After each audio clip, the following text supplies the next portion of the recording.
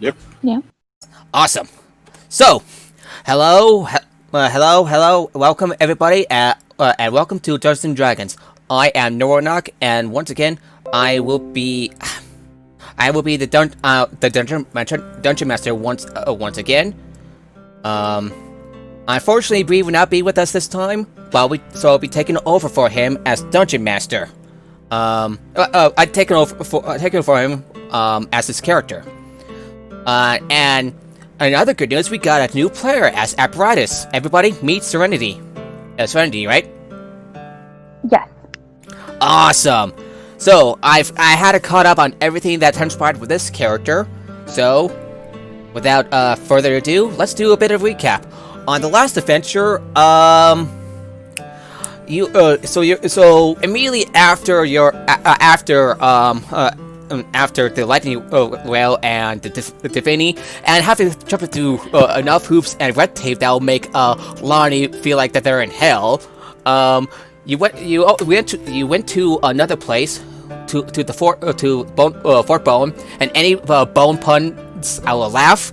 Others also, odds are you may have the opposite inspiration. I'm joking, by the way. You have to see another artifact, the Queen of Night, a chess piece tied to Mabar, the Endless Night. The little heist that you pulled off was a success, unsurprisingly, and that's where and it brings you back to Sharn, where Apparatus would probably need to tell something from House Kent about what they saw, not only on the lightning rail, but also in the plane. Okay. I'm back.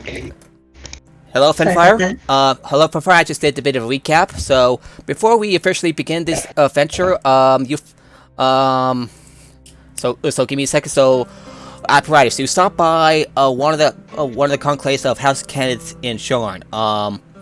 You have something that you need to tell one of the officials of the house what you saw. The place has like all sort of magical things. So I'm trying to think. On why you met one of the informants, little skinny, shorter than you, obviously, since you're like 6'6". You approach them, and you have informed them of what you saw. He looks a little. Yeah, he's one of your colleagues. Kind of looks like a Tony Stark from the MCU movies. Dark hair, nice beard, that sort of thing. His name's Antiano de Kenneth. He looks a little worried. He's like, oh, that sort of complicates things. Okay, he takes a deep breath. I'm pretty sure what you saw in the perfect order. Well, I'm pretty sure that it's the Lord of Blades. And if I guess right, that could mean Imanus himself sets up and leaves to the one of the studies, one of his workplaces. Don't worry, Apparatus. You did a good job. We'll send you the payment on the way.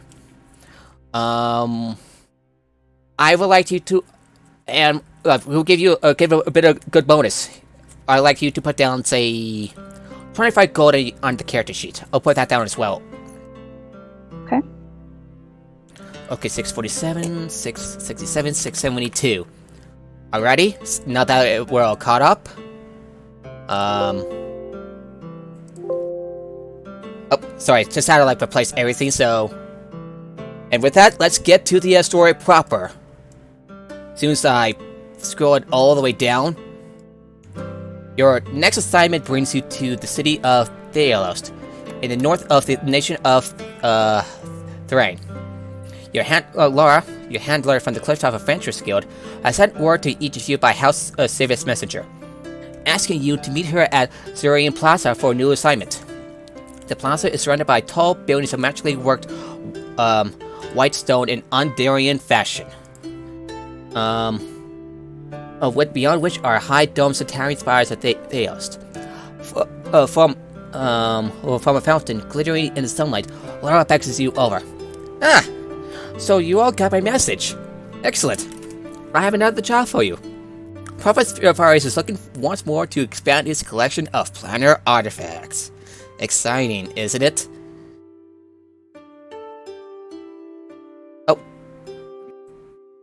Wait. Exciting, isn't it? He has made arrangements with the correspondent here in Theos to buy an item for his personal study back in Sharn. Holding a sealed envelope, she continues, "This is a letter of introduction from Provost Farius, which you are to give to Father Helmi Iridansi, a collector of antiquities at the Church of the Silver Flame. Father Iridansi has agreed to lend the Provost an item from his collection, on the provision that it will be safely transported back to Sharn, which is where you all come in. You are to meet with the Father, collect the item from him, get on a lightning rail, and make sure your cargo gets back to Sharn in one piece. Understood?" Sounds simple enough.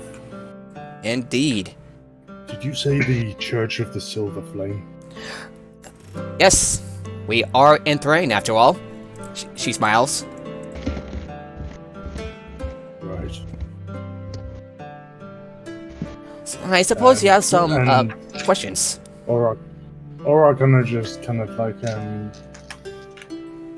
stands back in thought at the fact that he's hearing about the Silver Flame, because he has heard rumors. Sorry, what? Just want to make sure I heard you right. What do you say? He has heard rumors about the Silver Flame and the fact that he serves the Binding Flame, and that there is a similarity between the two. So he kind of stands back in thought. Yeah. Well, when you hear the Silver Flame, it's like, huh, funny coincidence. Anyway, anyone have any questions?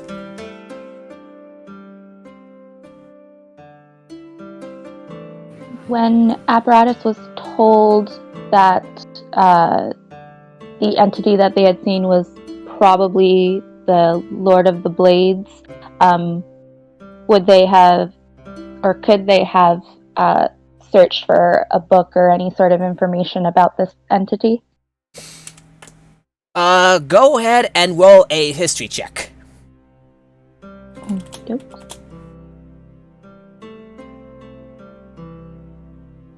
Okay. I'm assuming. I think that the Lord of Blades thing was before Lonnie joined, so they would happily help with the history check, but they don't really have a lot of context. By the way, that Lord of Blades may be the one you may have spotted back in your last adventure, in one of your previous adventures, back on Devani, the Perfect Order. Just thought I would point that out.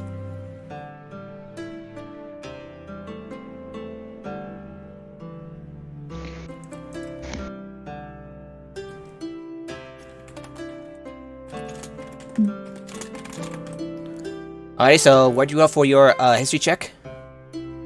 Uh-oh. I'll give you a bit.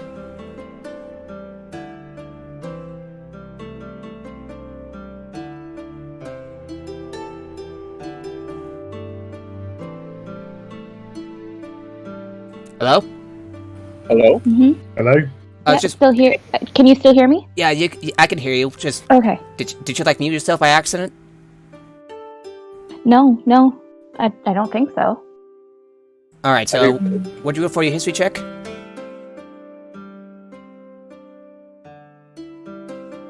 Sorry, I haven't used this bot before. I'm still trying to get it to work. So exclamation point, roll like say d20 plus 9 because you're at level 2. You have expertise in history, so that makes it a total plus 9. Okay.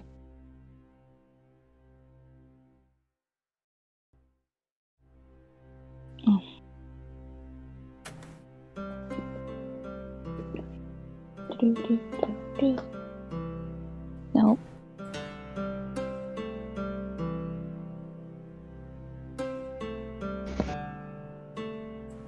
No, it didn't. No, space. D20 plus 9. Gotcha. Sorry, it... There we go.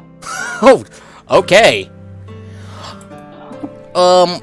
You weren't able to find much on the Lord of Blades. Nobody knows who he really is, where he came from. There's quite a mystery surrounding the Lord of Blades. Lots of speculations. Some believe him to be the last creation of the House Kent creation forges. Others believe him to have been formed in secret after the last of these forges went cold. Others believe that he, the Lord of Blades, is Warforged Bulwark, who served King Boreal Renarn of Greenland. No one knows the truth, but some say there's a connection between Warwick's disappearance and the appearance of the Lord of Blades. Other than him currently residing in the Day of Mourning, aside from your reciting of him in the perfect order, that's all you know about him. Aside from his hatred of organics, charismatic ability to draw other warforged to his cause, into a pseudo-religion-like cult. You're really high, so that is as far as you know. Alrighty, so do you have any questions for Lara, by the way? Any of you? Not particularly. Lonnie's quite eager to get moving. Okay. Bree will ask, what do we need? What exactly is this artifact? And she says, well, you're being asked to transport the Duskgate Crucible. It came from an ancient forge, imbued with the energies of the plane of Lamania, the Twilight Forest. Don't worry, you'll be paid handsomely for this. 300 gold for each of you, for it is a work extraordinary the thing to Shorn.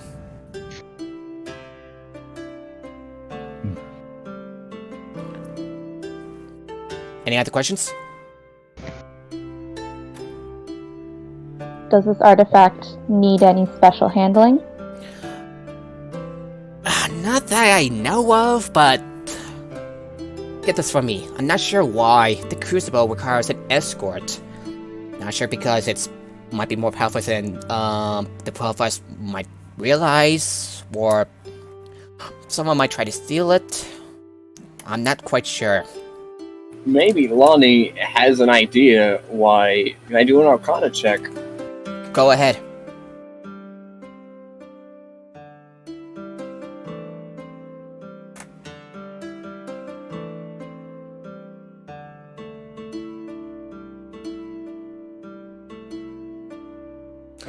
Oof. Oh, you can still you can roll a d6. Spend an action point and roll a d6. Sure, I don't use them often anyway.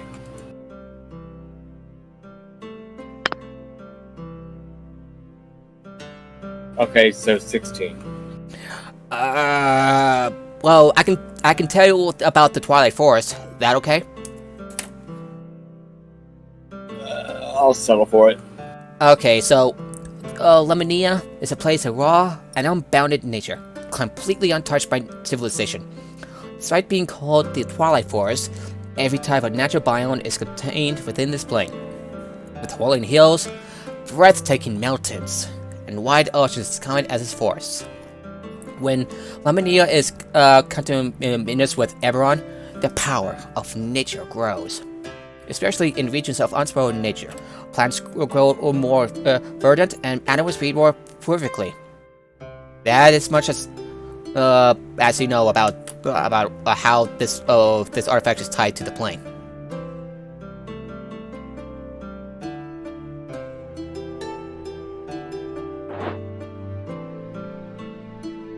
Okay, I guess that's all I'm really in a position to ask at this point.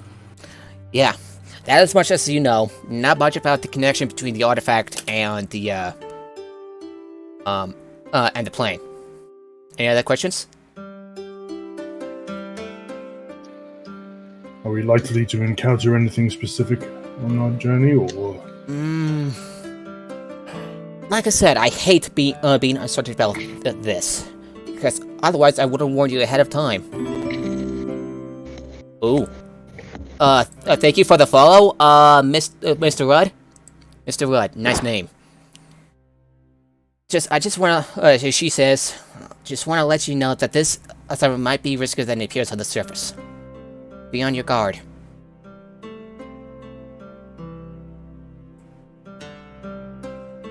Any other questions?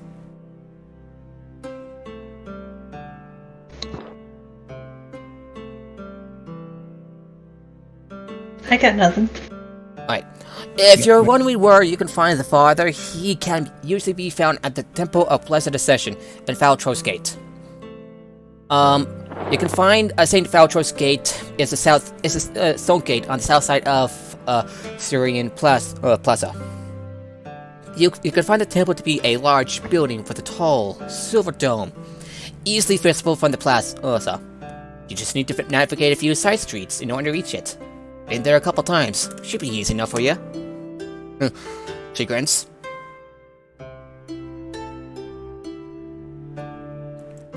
And with that, are you ready to set out?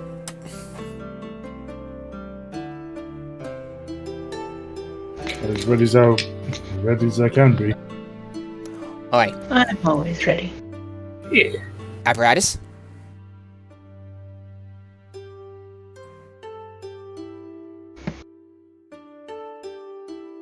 Apparatus, are you ready?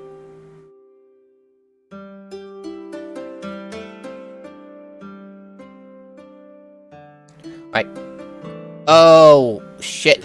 Okay, give her a bit. Give her a bit. How about now? Okay. Yep, there you go. Yep. Oh, there you go. Okay. Ah, Yes, ready. alrighty. Right. Yeah, she points it toward the south gate. So, with that in mind, she takes a leave, leaving you on with your assignment. What do you do? Who's carrying the envelope?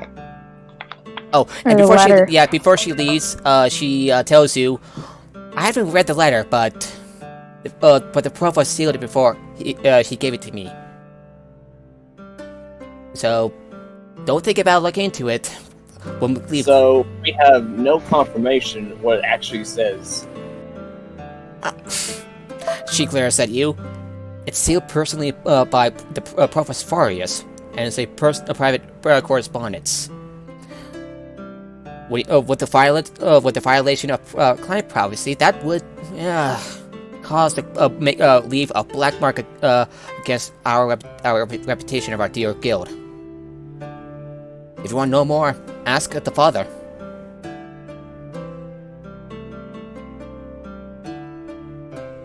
I will. I'm going to. And just for emphasis, they go ahead and take the letter. Alright. Alrighty. She gives you the letter, and she makes and she leaves after she tells you she warns you not to open it.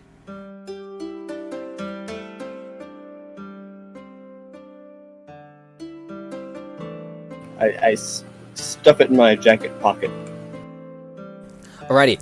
With that done, are you all ready? Yeah. Yep. Alrighty. You make your way to the gate with the directions she gives you. She gives you. You're able to find the dome without difficulty. It matches exactly what Laura has said. However, on the way, you find the side streets to be quite, well, packed, shall we say? You find a gnome just like trying to get your attention, like waving a book in your hand. Hey, would you like to buy this book? Hey! Come take a look at this one of my finest threadbare secondhand books. He shows you the the market stand-up books that he has. I'm quite sure you won't regret it. Sorry, I'm sure you won't regret it. There we go. And what are these books about? A variety of topics. History, even their arcane arts, a little bit of religion. Oh, and some nature, like bears. Did you know that bears have claws? Lonnie twitches a bit at the rudimentary nature of the information, but is mildly intrigued on perhaps the books have more to say than their salesman. I seem to remember some obscure bear lore that they live in, like, caves. Right?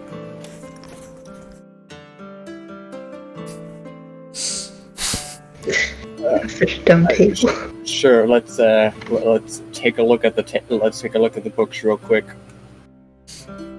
It's a lot like what you probably know based on, is your character trained in, say, what lore, what intelligence skills are you trained in? I provide just trained in history and arcana, so not much will be used to them. Yeah, my main thing is investigation, arcana, and history. So, if not much there, then I guess unfortunately Lonnie is disappointed. Yeah, it's more for most people. You're not like most people.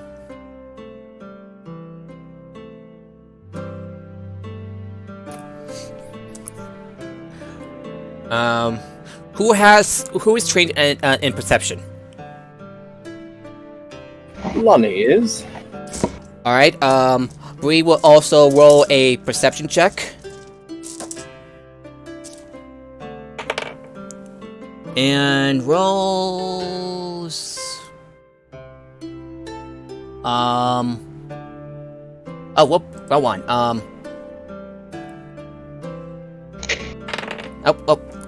Drop it. Now well. Rolls a 11. Okay. 22. Nice. I'm also trained in perception, but I only rolled a 4, so that's 8 total.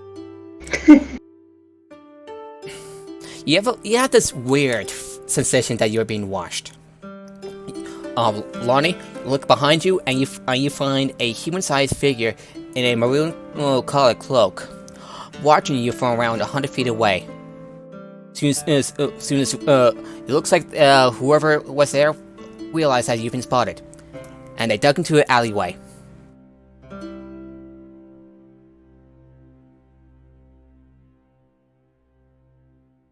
All the while, you hear a drunken goblin muttering some complaints as you walk by.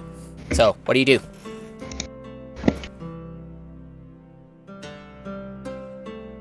Well, it could have been something as simple as a thief checking to see if we were a potential mark. But Lonnie at least brings it up to the party that we were being watched to ask if they are worth our time to go investigate. Yeah. In my experience, we're supposed to chase after people that, when you notice them, run away. I do not think they ran away. I think they just ducked behind something to obscure our vision. DM, you said that the alleyway was that there were a lot of people in it. A lot of people close by, but the figure in the maroon colored cloak kind of stands out a little. They ducked into an alleyway nearby. You're about 100 feet away. Okay, and they were definitely following us. As far as you can tell, yes. All right, should we continue on until there's less people around, so any sort of confrontation might be easier. Up to you. What do the others think? They- How far? You said they're about 100 feet away? Yes.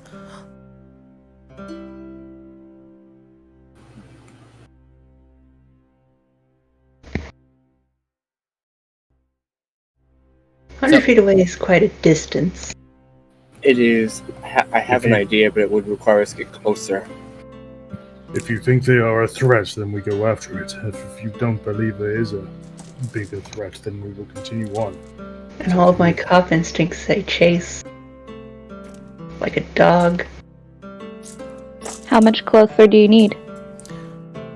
You can give chase right now, or you can continue on with your mission.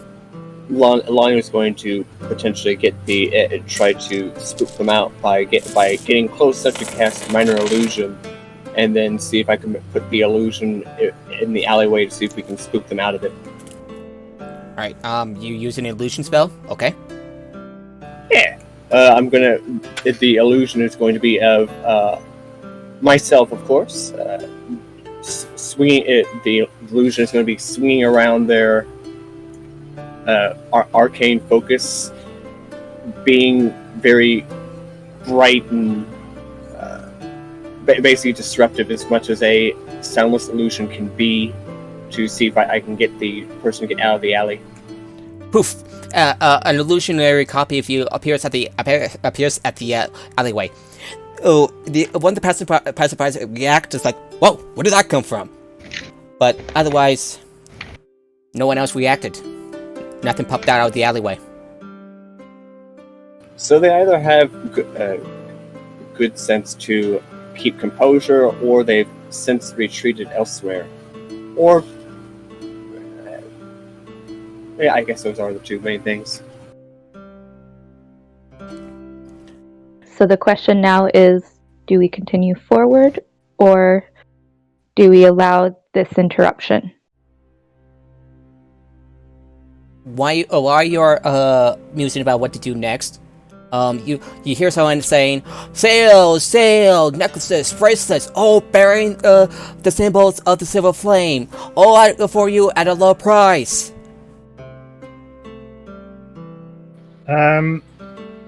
Aurak raises an eyebrow and kind of starts looking to where that sound is coming from. You find a female human street hawker just like yelling, brandishing one of the trinkets she's selling.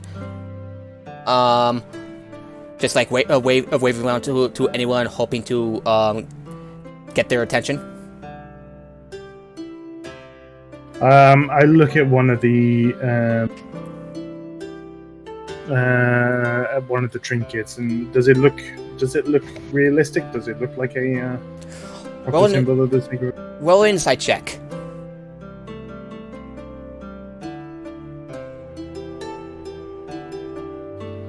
Ooh. Give me a second. I rolled a natural 19. That is 21 with my insight. Yeah, she's selling some worthless junk. They're not really valuable trinkets of the silver flame. Yeah, and Lonnie is sensing a recurring theme of the stalls sounding more intriguing than they actually are.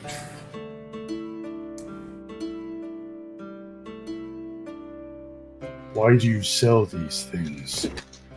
just trying to make a living like anybody else. She looks a little like nervously looking up and down the streets. Just want to sell her wares, that sort of thing. Can I sense what? Can I kind of see where she's looking at? Why she's looking up and down the streets instead of looking at the customer? You already succeeded on your wisdom, so I'm just gonna say she's just, nervous in general.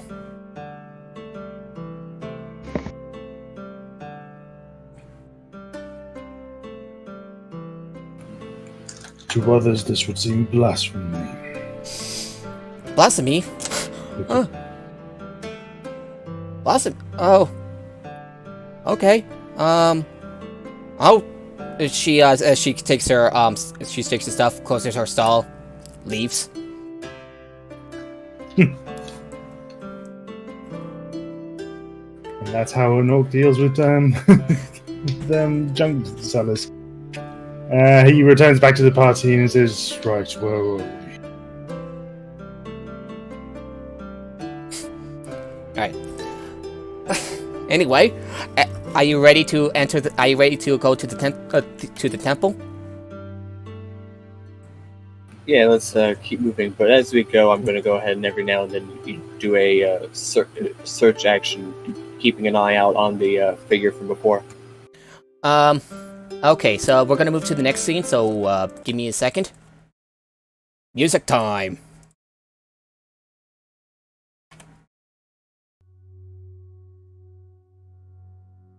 Alrighty, so everyone got it? Yeah. Alright. As you enter the temple, you are greeted by the sight of a single enormous chamber, the mosaic floor and stone walls, hung with silver and white banners. The temple doors swings shut behind you, and immediately the hubbub of the street outside vanishes. Quiet replaces a faint sense of peace. Suspended from the immense ceiling underneath the temple's domed roof is a brazier whose dancing flames shine with alchemical light silver burn. Gazing up at the brazier, his eyes half closed in prayer, a slightly portly man in his mid-50s, dressed in the white robes of the Silver Flames priesthood. Bree approaches the man in the white robes. Father Eridasi.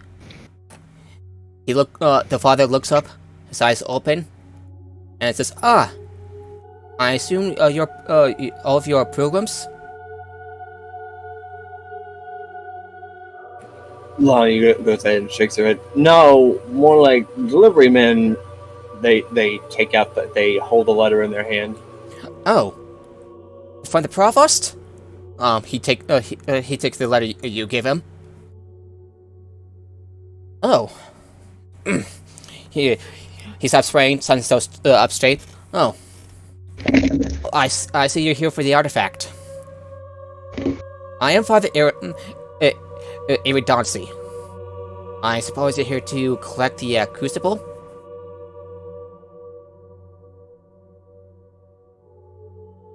That is correct. Oh, okay. I'll lead the way, he says, and he leads you to a wooden side door at one side of the temple. He then guides each of you down a set of stone steps into the undercroft. In there are tombs of Templar knights and ministers who, as far as you can tell, have served the Silver Flame in years have gone by. The father marches quickly over to the door at the far end of the undercroft, rap it upon smartly, and call out, "Jeffy! Jeffy!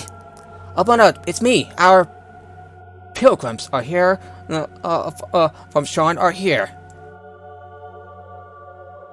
A moment of uncomfortable silence pass, and he draws out his keyring and unlocks it. But I see opens the door, but realizes that it's unlocked. It's unlocked. He says in surprise. He just simply opens the door, beyond which is a small antechamber. Just a plain old ordinary antechamber, and another door that leads to the Reliquary. Well, yeah. Well, inside, find a young man lying slumped in a chair in front of the door, unconscious. Next to him is a low table with a glittering candle, almost entirely spent. Jeffy, he says, after approaching the young man, just like gently slapping his cheeks. Something has gotten wrong. Do you wish to investigate and check?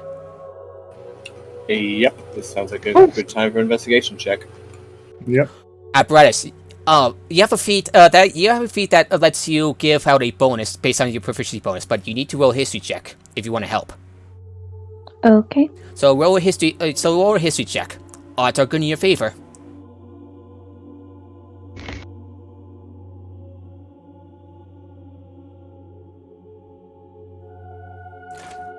Alrighty, so apparatus, you gave a few tips and examples of what you know from a little bit of history, anecdotes, stuff like that. Lonnie, you gain a +4 to your investigation check, in addition to rolling with advantage. All right, I'll put that in real quick. So that will be.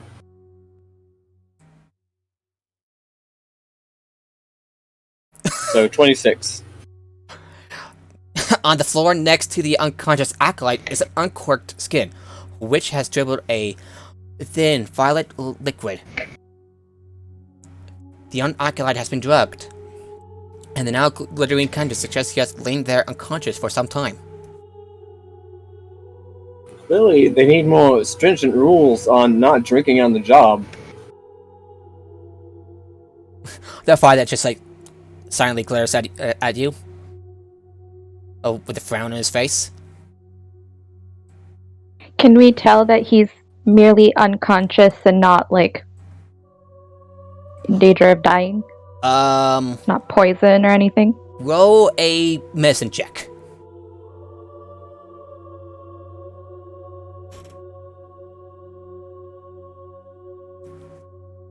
There.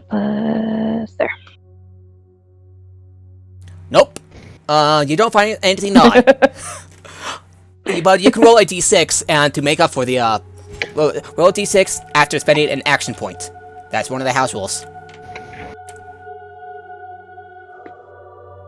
Oof. I'm actually trained in medicine. Can I help her out with this? Yes, actually,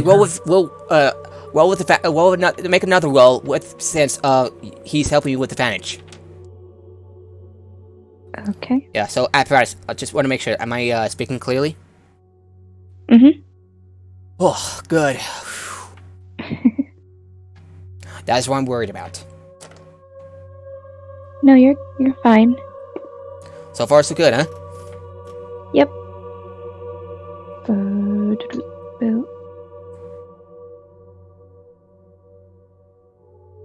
Nope. Not helping you that much. Nope. Apparatus is having an off day. Yep. They just. It was like, and he looks fine, I guess. Or would you like to roll in medicine instead? Yeah, I'll give it a try. Sorry, it was just kind of funny. Oh, rolled another 19, so that's 23. There's a telltale purplish tinge to the young man's lips. It seems to show that he has ingested a sulfuric poison, carefully measured out to knock him unconscious, but not kill him. He should be fine by the end of the day. Okay, but it is a poison. Yes. It is a poison, that is. Yes. Okay. Haven flax. Okay, I see this and so seems to be some kind of poison in this system. Not fatal, but certainly one to make him unconscious. Bear with me 1 second. And I put my hand onto this guy's chest, and I use 5 points of my lay on hands pool in order to neutralize a poison. As you do this, your hand shines brightly, and the young man just wakes up as his eyes now wide open. As this all happens, Father Erados his face dawns with horror as he seems to realize what has happened. He anxiously moves to open the Reliquary door nearby and finds a small empty chest inside. Its lock expertly picked. Looks like this seems to where the crystal has been kept, but it's not locked away under guard. But has now been stolen. Stay here, Iridarcy implores you. I'll be back in a few minutes.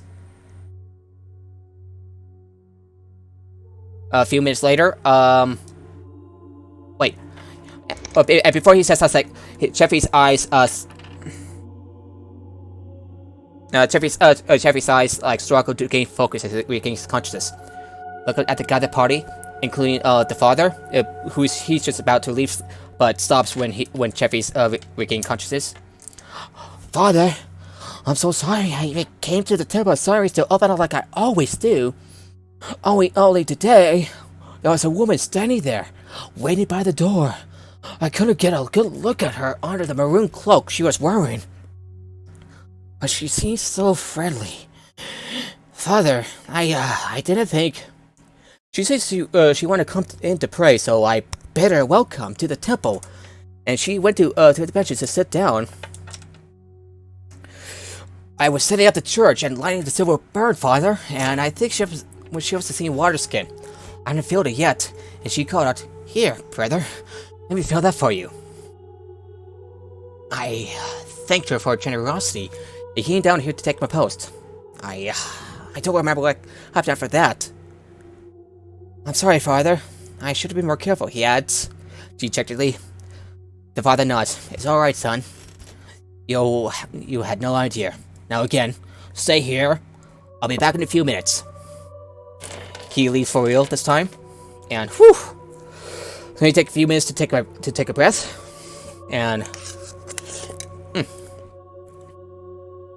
And not long after, Father Iridarcy reappears, joined by a man who seems to be in his early 50s. This is an Argentino agent. His name is Lucar Nexus. Lucar, if you would. The agent bows. And you suddenly recall, I forgot to mention this, as Larry said, so give me a second. So, this is, Laura says, well, I'm pretty sure that Father Iridarcy might be a member of the Argentinian Secretary Ministry within the Church of the Silver Flame, dedicated to the acquisition and protection of dangerous artifacts. Might explain the artifact that you're seeking right now. Especially those related to, well, supernatural evil. Supernatural evil, not regular evil. There's a difference. Not quite sure, so I should let you know. Back to now. Back to now. Back to now. Yeah. Yeah. Okay, sorry, I thought I was talking to someone. Yeah, so back to now. So Father Iridarcy turns to you. His expression deadly serious. The dusty place crucible looks like a small, simple thing. A small gray pot. Thank you, Jimmy Jess. Anyway, small gray pot like you might find at a forge. But pierces can be deceptive, and the crucible is more powerful than it appears. It contains within it the essence of the plane of Lamania, the Twilight Forest. Indeed, it is created from that very plane, formed from ore extracted from the plane's tallest mountain, and quenched in its coldest ocean. The Druids of the West guarded it for centuries before it came into the church's possession during the Lycanthropic Purge. You must get it back, and quickly. The crucible could be extremely dangerous in the wrong hands. He urges the party to the agent. Please, find out what you can in Archfall. Then come back to me in Valtor's Gates soon as you can. Anything you want to say? So we're not going to investigate the actual scene of the crime, like no time to actually see if there was any more evidence or that's as much evidence as you can find. As the father takes the young acolyte to safety to nurse him back to health. But that is something you should keep in mind.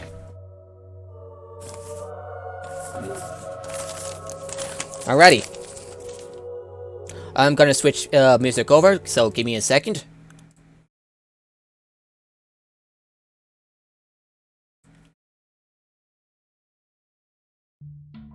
Everybody got it? I'll say you do. So, shall we... everybody ready to go to the next scene? Yep. Awesome. Yep. So, alright. So, give me a second. The journey by horse-drawn cab across the hills to the Archville district only takes a few minutes, but the dilapidated streets and to feel that a million miles away from the smart, polished marble of the plaza, Syrian plaza. As the cab pulls into this poor neighborhood, you notice the tall splintered towers of the old white arch bridge, shooting skyward. Once, they would support the great arches and the lightning rail across the river. But these are long gone. Casualties of the last war. Today, the towers simply end in ragged stumps, crowded with nesting seabirds. The cab pulls up beside a crude wooden sign, proclaiming this street to be Chandler's Lane. Next to the street sign, someone seemed to have scrawled, Theos is under. Never forget the martyrs of 28. Angry shouts ring in the distance from behind a row of buildings, but Lucar ignores it with a grimace, focused on the mission at hand. As he disembarks, Lucar flashes a silver badge at the driver, who nods at him, then drives off. Lucar scowls at the graffiti, tucking his badge into the folds of his coat. Damn undaring loyalists. That list is ours now, and all the better for it. With one last glare at the squall, he curses, "Crooked!" He seems to be in a bad mood. Yeah, so I'll allow him to describe him further. So, Lucar is a human, early 30s, clean-shaven, with his head topped with a mop of floppy brown hair. He normally possesses a winning smile, but this city seems to be on the bad side of him.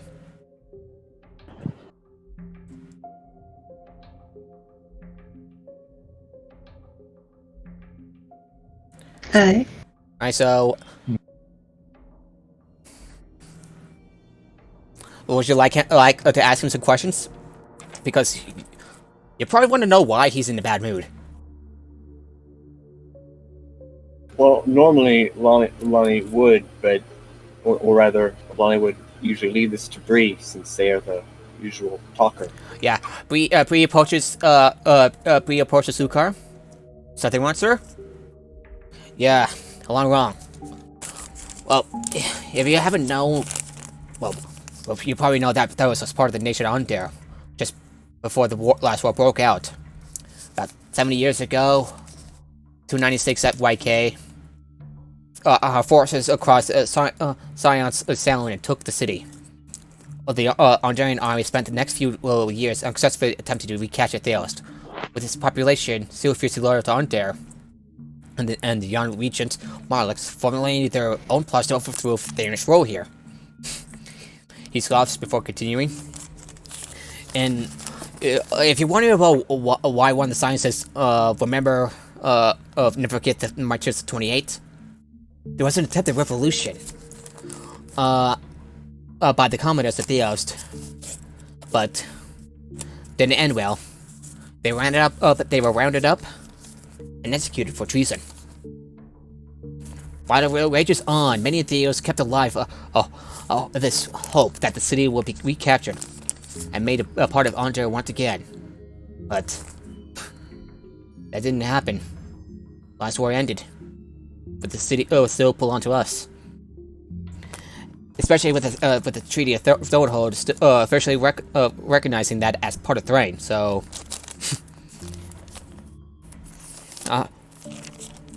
but still, there are tensions in the city. They're still high, and there are still plenty of people who still feel strong ties to Andar. As far as I can tell, they're planning the next moves. There's a separatist insurgency, the Science Liberation Front. Last I heard, they're building up straight to Theos. Only a matter of time before Finance returns once more to the streets of this city. And it doesn't really help that there's more of you. There's this pink-haired woman, very buff, with a halfling, comedian, named Slow Dicky. Don't ask about the name. I don't want to know either. And this guy, this tall guy in a very colorful t-shirt with a shirt with bandages on his hands and wrists. They were first seen at the Flaming Flagon. You probably heard of it. Well, you probably also heard that there was a bit of a riot at one of the chapels of at the Blood of Vol. Seems like they were defending it. And that guy calls himself. He said people say that he's called Tim. I think. I don't buy it. Well, if you heard the news, that fucking maniac cut down two people who were just trying to take out the Blood of Vol. Next thing that happened, one of the Silver Flames chapels have burned down by one of their own. She's been arrested for arson. And I dare to say, I believe that she murdered one of the brothers there, Brother Flightshield, I believe. But turns out it was one of the Ondarian's separatists. Eric Fairhaven.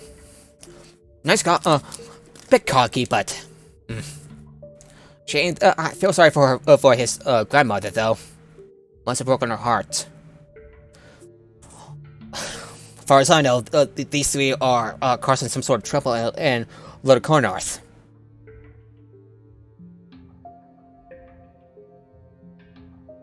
Sounds like a mess. Yeah, and as a DM, this is quite. I don't know if this is timely or not. You know, with the protests happening in Portland and other cities, just so you know. Very timely. But who can exactly predict the future like that? Anyway, so you make a stop at so you're gonna make a stop at Chandler's Lane. As you enter the shop, you see a certain-looking half-flame, perhaps in her 70s, with hazel green eyes. Her thick gray hair is pulled back with a brilliant blue ribbon, keeping it out of her face as she bends over shoe leather parts and expertly cuts them out with a razor-sharp knife. Fiona looks up at the sound of a trickling bell on the door, and the ghostly smile crosses her face. Well, well, if it's a filthy, Reliquary, my favorite customer. Oh, and you brought some furs today. How kind of you. She gestures with a knife at the store shelves. Are you here to buy some shoes to the car? Or is there something else I can help you with today? Lucari grimaces slightly, then composes himself and he replies, These good people here are looking into an unfortunate theft. I'm just here to keep them company and make sure they don't get into too much trouble while they're in our fair city. Oh, if that's the case, oh, sure. I'll be happy to ask you to answer some questions. Bree would be the one to step in. Are there any words of a theft or anything like that? Well, she rubs her chin. There's been some talk of someone planning the heist from the Temple of Blessed Accession, but I haven't paid much attention. I do have a shop to run, you know. Didn't really think that the temple had much worthy of such an effort, you know?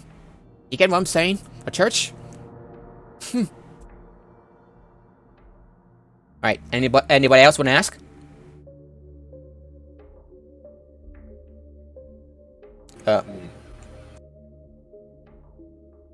Lonnie at least offers some conjecture that if the words restarting. Okay, I do that a lot, so I don't blame you.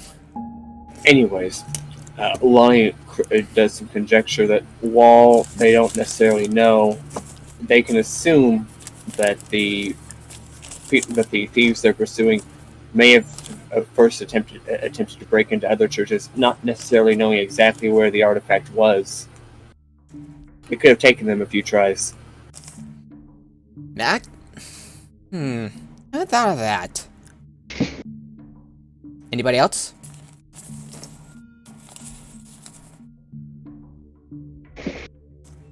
Hello? Anybody? I'm trying to think of something. I'm completely blank at the moment. Oh! Oh, now to think about it, maybe some hideouts? The anchor and changes the city tavern on the docks. Common hideout for those certain types of heists in the city. Maybe the thief would have passed through there? Oh, for supplies if nothing else? We're taking a look regardless. Oh, you also have the poison, right, Lonnie? What was that? The poison. I should point that to you. Yeah. Oh, you showed the poison. You showed the poison. Yeah. You should try Woods the Wendy's local herbalist who's a little bit on the eccentric side. Don't tell them I say anything, but quite highly knowledgeable. So I do recommend it.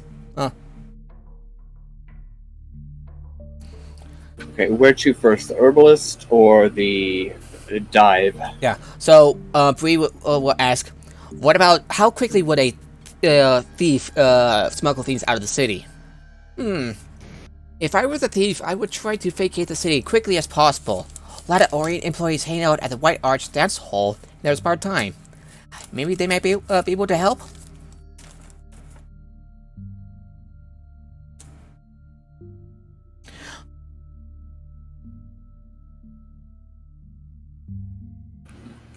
Alrighty, so I'm sorry, that's all that I could say. Is there something you want to buy, or? Well, Sorry, only just good in remind- the just- shoes department. Yeah, just remind me what shop this is again. This is the Chandler's Lane. The what? Sorry. Chandler, Chandler, Chandler's Lane. Okay. Yeah. What?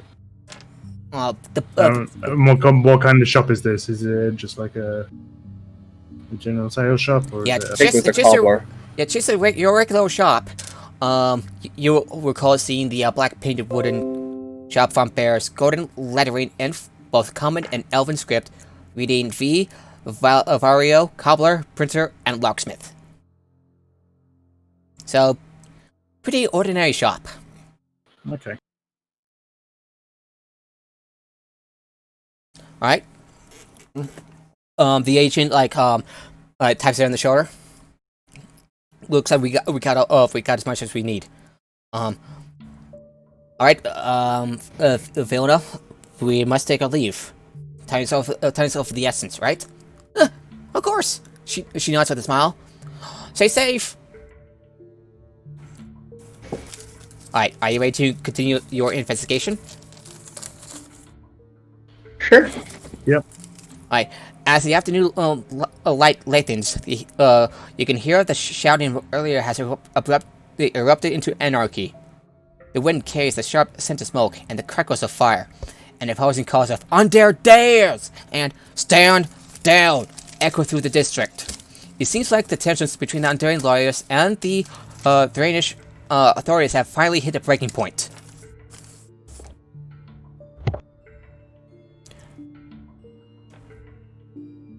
It's Wonderful timing, that. I know. You exit the shop and suddenly, chaos! I think we might need to head to our next destination ASAP, as soon as possible. Alright, with that in mind, where would you go? You have 3 destinations before you. White Ark Dance Hall, Anchor and Chain City Tavern, or Woodsy Wendy's. Which would be the closest one? It doesn't say, so... So we can assume roughly equidistant. I'll say they're about equal length. For simplicity's sake. Okay. I say we start at the herbalists one. At least there, if we find out any answers about the poison, then we can also get some potions and stuff like that while we're That's there. true. Alright, as you make your way to the herbalist shop, you see plenty of Tyrannish authorities. Your agent friend, Lucar flashes his badge before parking it away, letting the authorities leave you all alone. don't. He looks to you. He's like, don't cause any trouble, okay?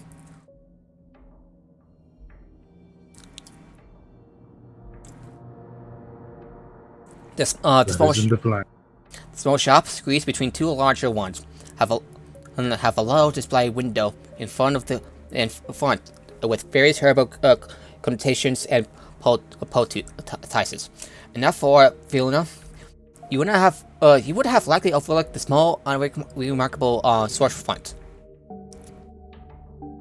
You head inside, and you find an eccentric, like the old gnomish woman. Just like mixing a potion together. Suddenly the potion exploded, making her face covered in soot, with her head also her hair suddenly spiky, with also covered in soot. She turns around. Oh, hi there. She waves with a weird smile. I'm Wendy. So what can I help you with? Yeah, the name's Lonnie, and we happen to find some wonderful compound on a guy who had a less than stellar day. If you could help us in perhaps telling if you knew where it came from, or if you happen to have sold it, or knew someone who would, or anyone that would buy it, any of these lines of information would be great. And I show them I give a description of the side of the effects and such. Okay, she finally gets excited. Let me see.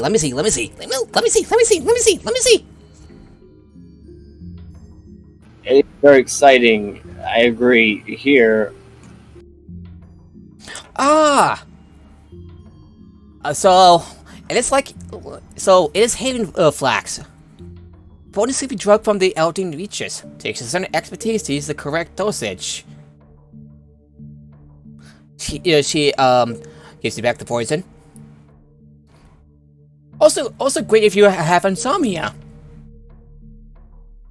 But like I said, don't use too much, or you might oversleep.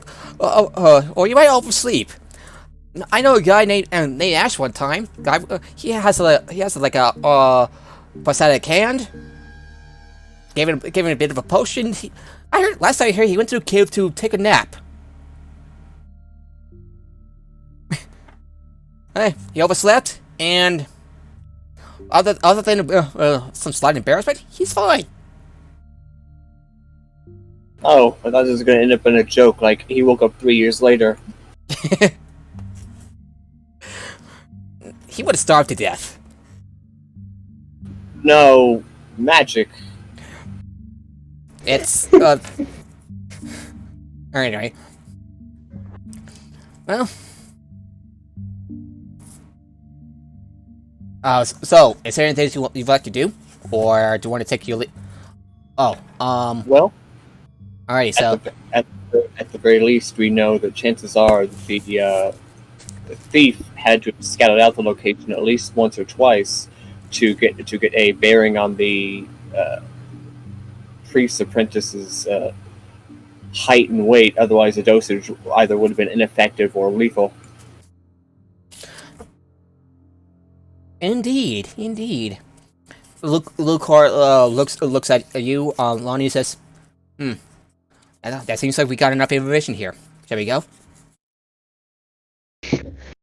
Before we leave, Apparatus would like to inquire as to whether this woman has a Herbalism Kit available. You have an ability to let you make your own toolkit. Okay. Just saying, it will take you a bit of time to make a Herbalist Kit. Just pretty easily. I'm just saying, it's right there, on the, you know how Artificer works, right? Right tool for the right job. Basically, with Tico's tools hand, you can magically create one set of Artisan's tool in an occupied space within 5 feet of you. This creation requires 1 hour of uninterrupted work, which can coincide with a short or long rest.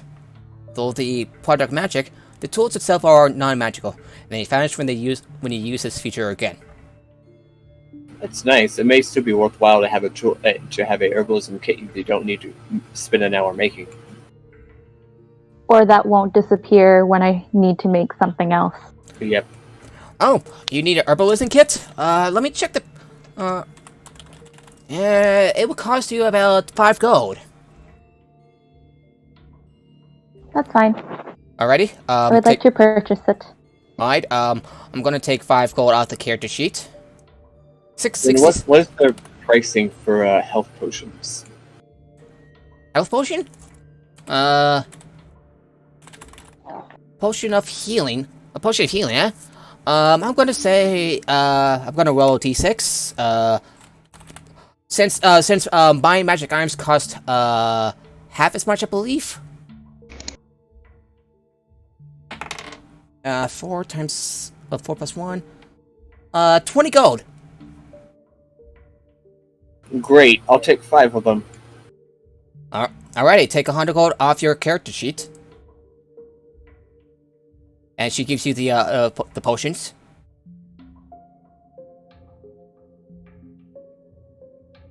Thank you. Not a problem. Have a wonderful day.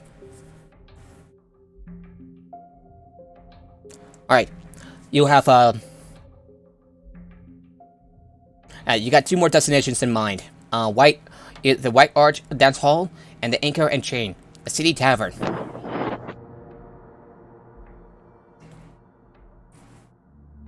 So we dive in the tavern or go dancing? What do y'all prefer?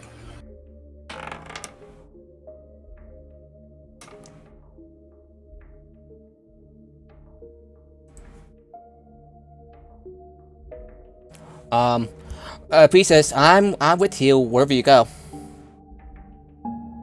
Should we not investigate the alley which we saw the maroon? You're in another part. person? You're in another part of town. It would. And I'd mentioned wanting to investigate that back then, but we just kind of skipped over it. Yeah. Even if you would pursue them, it would lead you back to the plaza earlier.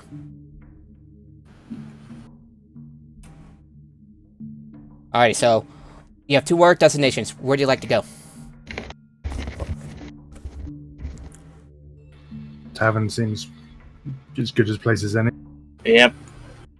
Alrighty. As you make your way there, you hear shouts in the distance, but otherwise uneventful. Even while everything is burning, or basically burning, everything is burning. Very timely, no? It'll be fine. It's okay. Anyway, what do you say? I was just saying it'll be fine. Let's head to the tavern. Anyway, a massive iron anchor pieces the front wall of this tavern, and the scent of spilled beer and burning cigar loads around the door. The insides know better. A yelling, drunken crowd fills the entire tavern. Something that Celeste would have loved to be at, if not for the very seedy and shady sort of people there.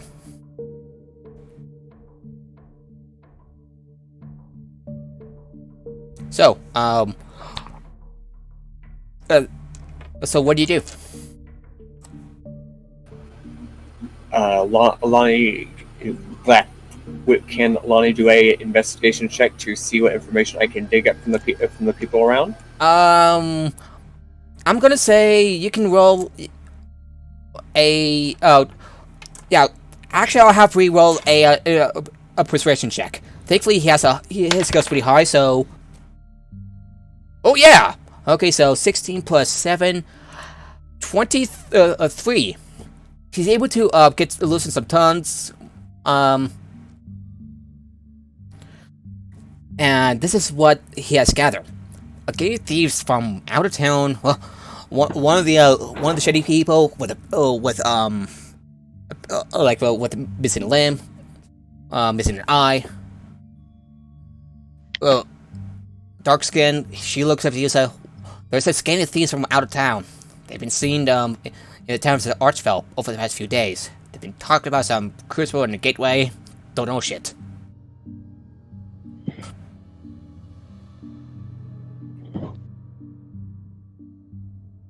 Do they have any word to where they would likely be or where they were seen last? She shrugs and takes another swig of her drink. Sorry, I don't know what else I can. Sorry, I don't know what else I can say.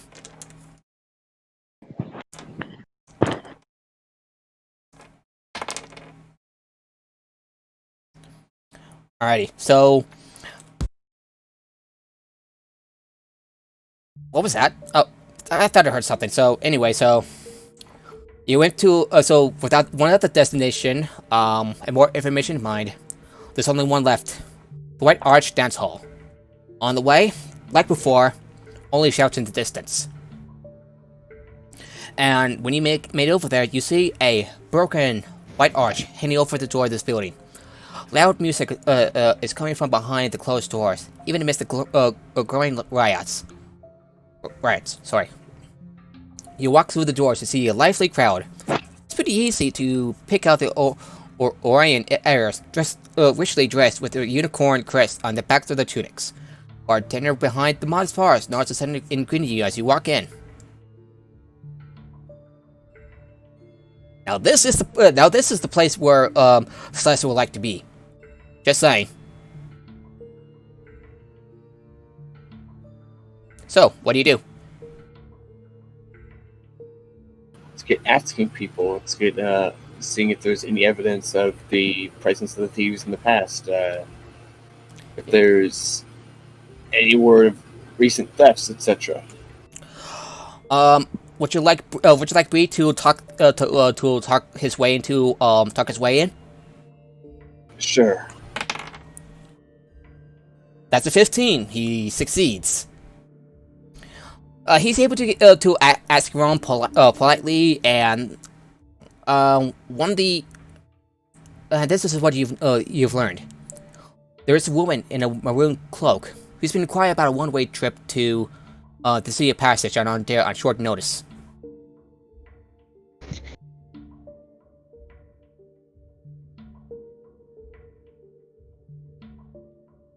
Any words specifically on which ship they might be bartering passage on, or? None of them know.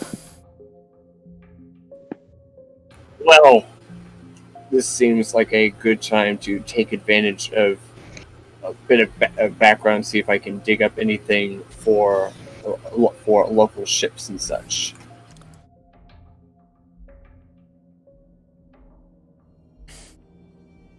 But however, as you made your way out, you hear crying from a child. A shifter boy who looks no older than 4 years old. He's currently sitting on the ground next to a hand cart and some wooden crates. He's dressed in tidy clothing that's a little too small for him. He seems to be alone in the alleyway. Lakar, gestures them to wait a moment, and each of you to wait a moment, and he walks over to the bends down to talk to him. Hey kid, what are you up to? Are you okay? This is what he say. Hey kid, are you all right? As the shifter looks up at him, he gasps, and you see nearby two rough-looking human man at the end of the alleyway in front of the party. There's also a third member, half-elfin woman. Each of them wearing silk neckerchiefs of blue and blue Undying blue. Brilliant Undying blue. I'm sorry. No worries. The half-elven woman at the mouth of the alley scornfully calls out, We saw you flashing that batch around, Thrain. Spits on the ground. She draws a vicious-looking scimitar and points at Lucar. We're going to teach you a lesson about what happens when you occupy filth, wander into our part of town. And with that, I would like everyone to roll initiative. Alright. There's no way for anyone to intimidate or diplomacy them down first? You're welcome to try. Damn it, I thought I had the notes somewhere. I mean, I can certainly try to intimidate by unsheathing my glaive out of my new dawn sheath. Yeah, that's like a good way to get it light going. shine out Yeah, of it. although really intimidation, did want to do. intimidation requires a charisma. Use your Yep. strength when you roll your intimidation check. My strength. Okay. Not much different. Yeah, not much different. I'm gonna roll initiative for these people just in case, and she rolls a 5 on initiative. Okay, let's see. So Sorry, that where is the 4-year-old child? As this so happy the agent takes the child to someplace safe nearby. Okay. Okay, so I rolled an 18 plus 4, so that's 24. No, 22. Sorry. Can I help by conjuring like flames in my hands? More history check since you're helping, because you were quite from like one example from what you know of history. Me? Yeah, you. Just in case. 15? Okay, 15. You made it. That sure really helped Aura. So add a +4 to your roll with advantage. Well, in that case, with advantage. Oh, well, I mean, the second roll was a 2, so I'm not going to use that. That is a 18 plus 4 plus the extra 4, so that is 26. Oh, nice one. Okay. So the light is shining off my glaive, and also the silver flame that is emblazoned on my arm, the binding flame, starts to flare up as he grimaces at these things. They seem frightened of you. You're also with a silver flame? How? I am with the binding flame. I come from the dread wastes. The demon wastes. We may be the demon wastes. We may be similar, but we can still. But I will still fight and destroy you if you continue down this path. I'm gonna start combat music, but they are frightened of you. They're not backing down, but they are frightened of you. Okay. Alright, then... Initiative time. I'm gonna roll for Bree. And he rolls nice on 19. Yeah. And like I said, as all this is happening, just give me a second while I scroll this up. You rolled a 6? Okay. You're not... You have a mixed bag with your rolls, apparatus. Just saying. Apparently. Yeah, he rushes. Lucor rushes the boy into an alcove, trying to keep it out of the fight. So. Okay. I rolled a 10 on my initiative, by the way. Okay. Fen. I also rolled a 10. All right. I would like each of you to make another roll. Whoever rolls higher, we'll go before one other. 10 again. Okay. 13. Okay, so Aura will be going before Fenfire. Lonnie? I rolled a 14. Okay. Surprisingly, Bree goes first. He draws his weapon and attacks one of the thugs. Just a regular attack. And misses. Yeah, misses as one of the separatist thugs to simply dodge out of the way. That'll be his turn.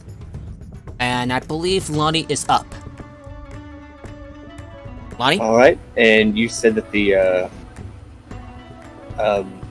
woman is basically standing alone on the other side of the alley? But she also has one of the two of her henchmen with her. So how many are there in total? There's the woman, her 2 henchmen, And that's it. and that's it. Okay. And you said she's a half elf. Are the are the 2 thugs near her also half elves? No, they're human. Well, Lonnie kind of relates to the whole getting your city free thing. They don't really have a lot of ill will to these people, so they're going to try to knock out 2 of the. They're going to try to just remove certain pieces off the board and cast sleep on the. It's centered on the woman. Sure, they will be immune, but the henchmen will not be. All right, so sleep. Let's see how many HP effects.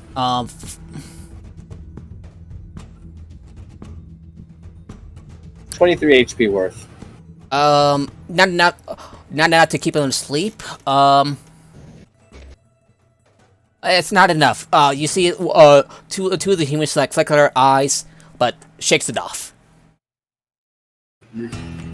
All right. Then I'm just gonna move into cover, and that will be my turn. Alrighty. Aura, I believe. Oh, Orca. I believe that's your turn. I believe it's your turn. Alright, okay. So I'm going to bring out my glaive. So, which ones are closest to me? They're about similar distance away. Bree is also yeah. So no, actually, your Bree. Yeah. So give me a second to take a look. Sorry for slowing this down.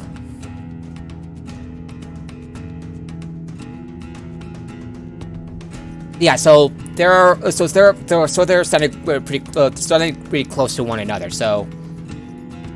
Okay. How far away are they from me? I meant. Enough to close in with your melee weapon. Okay, so I don't need to use my aggressive ability. So, okay, in that case, I will head towards the both of them. Okay. They seem to be started by you just like running up to them with a growl on your face. Right, a growl on your face. Yep. Okay. Okay. And I am going to use a huge battle cry and slash out at one of them with my glaive. All right. Which has a 10-foot reach, so I'm 10 foot away. Nice. Okay, so that's smart. Okay, make your attack. Bear with me 1 second because I also need to take into account my dawn shield.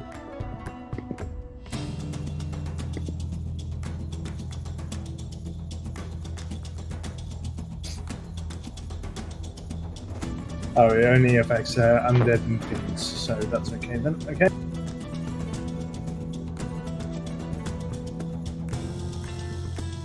Uh, 17. Who are you hitting? One on the left. Alright, that's a hit.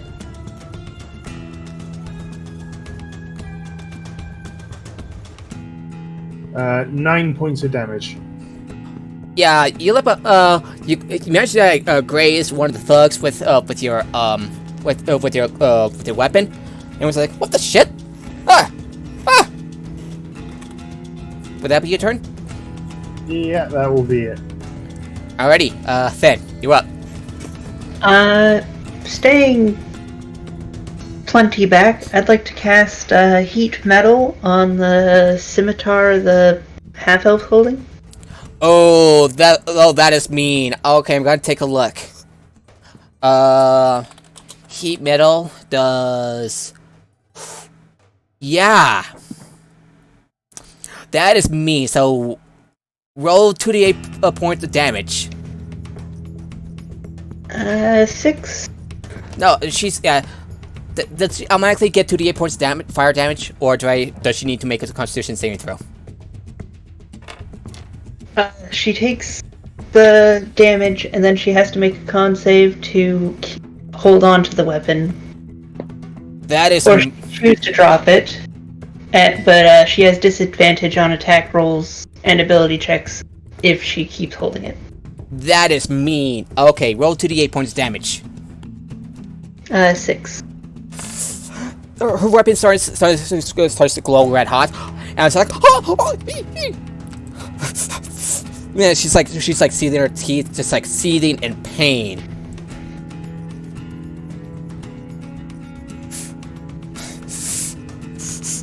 And she's like huffing her nose, like when one of her scimitars is like suddenly just like going hot. Mm-hmm.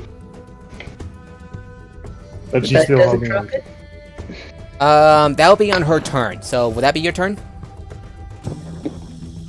I mean, there's the con save to see if she just drops it out of immediately. Okay, 13 plus. So, okay, very good. That can scroll down quickly. No. Huh? Does a 15 make? Does a 15 made it? Yeah. Yeah, she's able to hold on to the scimitar as much as she could. Alright. Would that be your turn? Yep. Alrighty. Okay, so who is next? Alright, one of the thugs would rather attack Bree than Orc right now. Alright. Alright. Is he... Well, when they were intimidating me, or were they frightened of me, or are Yes, they just, he attacks Bree, rolls a natural 1, and drops a sword. As like, oh shit! he switches sword, but rights the sword instead, and gets it stuck, and like the puddle lands on the wall nearby, and it's just like pumps the ground. I was like, well, shit. Runs over, picks it up, and that ends his turn. Apparatus, I believe you're up. Okay. Sorry. Are any of my fellows standing nearby the woman and her henchmen? Bree and Aurak are attacking them. I'm 10 foot close to them though, so I don't know whether that's going to be because my glaive is a reach of 10 feet. I'm 10 feet away from them, not right up next to them. Okay. Once in 5, once within 10. Everybody else is standing back. Okay. Sorry, I'm just looking up what the what the radius of my things are. Oh, If it has a radius, you can usually be able to just do the placement behind them, then you can hit them without hitting your allies. oh, are you talking about your turret? You can basically just make a tiny turret and place it on your hand. I'll be right back. I was actually thinking of trying something else. I'm Just a listening. second. 10-foot square. Okay.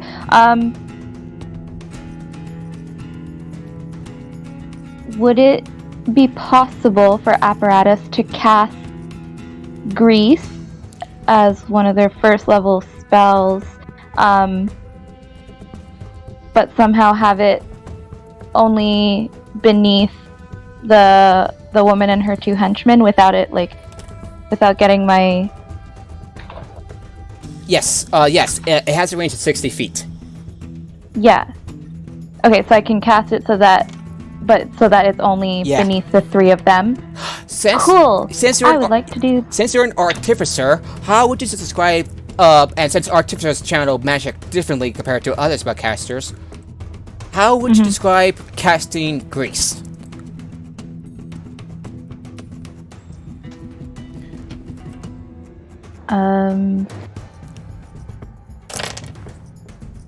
Well, we're still in an alley, right? Yes. Okay, so then I would just it brings out the natural like oils and gunk and just greasy things that naturally live in, you know, dark alleyways and concentrates them underneath the feet of our opponents. You tap a little bit with the tool that's embedded within you. Tap, tap, tap, and suddenly everything seems to be greasier around the three people that you're fighting. Is that right? Yes. And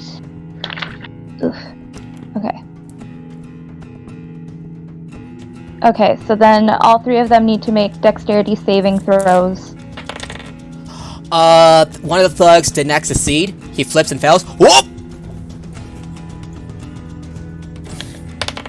Okay. Natural 20. The leader, the half-elf leader, was able to keep her footing on. Okay. The other thug, is whoa, but keeps his footing still. By the way, the one who slipped and fell is the one who threw his short sword by accident. That guy does not have a good... He is now prone. Yeah. Yeah, that guy's not having a good day. I'm just saying. Cool. And the grease lasts for a full minute, so unless the two who have stayed on their feet get out of the space where it is now greasy, they will need to make another dexterity saving throw come their turn. Okay. Would that be your turn? Yes. This is gonna be fun. Alrighty, so one of the thugs will try to disengage and gets back. We'll have to make a dex saving throw. 5! And he slips. That ends his turn. We've got now 2 prone henchmen. Yeah. The leader will try to cast cast Firebolt at you, Apparatus. Great. Unfortunately, does a... does a 23 hit? 23, yes. Ouch! 9 points damage as the firebolt whips around and lands you right in the chest, leaving behind some scorch marks on your metal chest. Ouch! You're now at 42 hit points, I believe. Yep. You're still going. It hurts, but you're still going. And she will try to disengage. Unfortunately, that will cause an opportunity attack. So who's gonna make an opportunity attack? Bree will. Am I allowed to if I'm not in physical, if I'm not in physical range? No, I'm gonna have Bree attack with opportunity. Okay. Misses, unfortunately. Sorry, was that one of the thugs? Yeah, the leader, the half-elf leader tries to back away. And that's not me then. Okay, never mind. Yeah, but Bree misses, and she has to make a dex saving throw. Does a 12 make it? 12 make it past... her slipping and falling. No. The grease? So that's just my DC? Yes. Yeah, so 15 is her DC, and yeah, she doesn't make it. She slips and stuff, whoop! And she has to make a Constitution saving throw. And drops her scimitars. Wow! Get going! All three of them are prone. So just saying. Damn! Sorry. This is not something... These are not looking good in their favor, just saying. So, Bree goes first. Switches to his crossbow and fires a bolt. Because if he sets on there, he will slip in your grease. Yes. And I believe a 19 hits one of the thugs as the bolt lands. Phew, poof. One of the thugs that had dropped his scimitar earlier, his sword earlier. For 3 measly points of damage. Hits him in the shoulder. And he reloads. That ends his turn. Lonnie, you're up. Okay, unfortunately, being the fact that they are that people are prone, they would have. No, he rolls would with have disadvantage, so it still hits, thankfully. So, yeah, okay. I kind of forgot they are prone. I thought being prone is automatic hit. No, No, It's advantage with melee, disadvantage for ranged. Oh, gotcha. yeah, Alrighty. But I'm going to try to get a skirt around that by on the one already that's already been laid into. I'm going to cast Frostbite. So they need to do a Constitution save. Con save of 15. Does a 9 make it? Nope. Alrighty. That will be Who are you attacking? the one that already been laid into by Aura. All 3 of them are frightened of him, and they're prone. All 3 of them. Then whichever one is furthest to the left. I'll say What? the Hell Weapon leader. All right. So that will be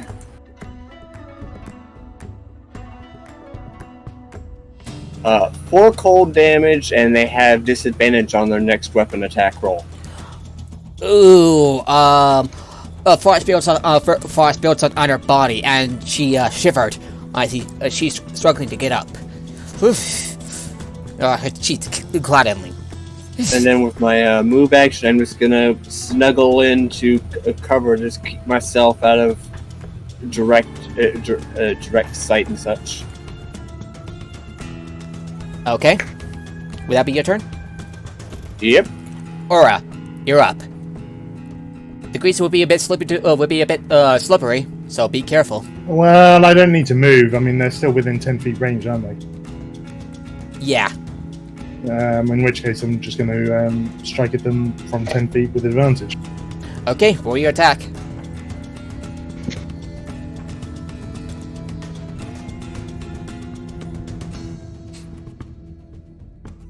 That is a 15. That hits.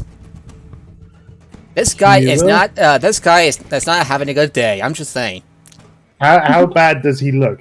Does he still look relatively fresh, or is he still He looks a little rough. hurt?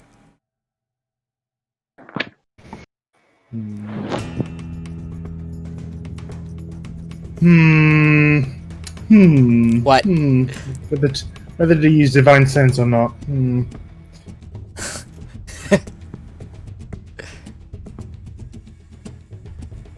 Okay, nah, I'm not going to use divine sense. Okay, I rolled a 1, but because of my great weapon fighting, I can re-roll that. So let me try. Roll a What? 3. Oh well. So that's 7 points of damage. You chap him with your glaive. This time he's bleeding. He's not looking so good. Okay.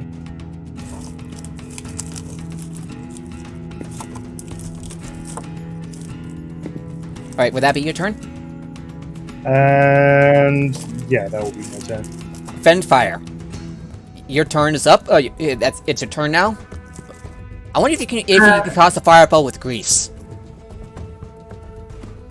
Well, that was going to be my next question. Is all of the brackish, oily, greasy stuff that I kind of brought to the surface of the alley, is it ignitable? I'm gonna say yes. Then it just depends on how alive we want to keep people. Up to you. Did they drop the heated scimitar? Yes. The half elven leader does. Yes. Okay, then I'm going to drop concentration on that spell. Okay. Now and- reset. keep concentration on it. Keep or drop? I'm dropping it. Okay. And I will cast Hold Person on the leader. Okay, what sort of save does she have to make? It is a Wisdom save. Does a 17 make it? Yep. Nope. Yeah. You mutter a few words. Oh my god, what do you know? And there's something shimmering around the half elf, but she's able to shake it off. Hey. Alrighty. Okay, is that your turn? Yep. Alrighty. One of the thugs tries to get up and gets out his little crossbow and attacks attacks Lonnie with disadvantage, I believe. Oof. Oof. He misses. A bullet just landing on your cover. He tries to get away from the from Orc. Slipped again. This is not a good day, by the way. This is.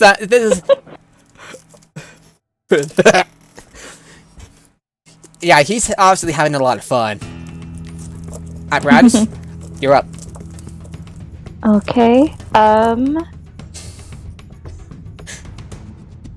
So, looking at my friends here,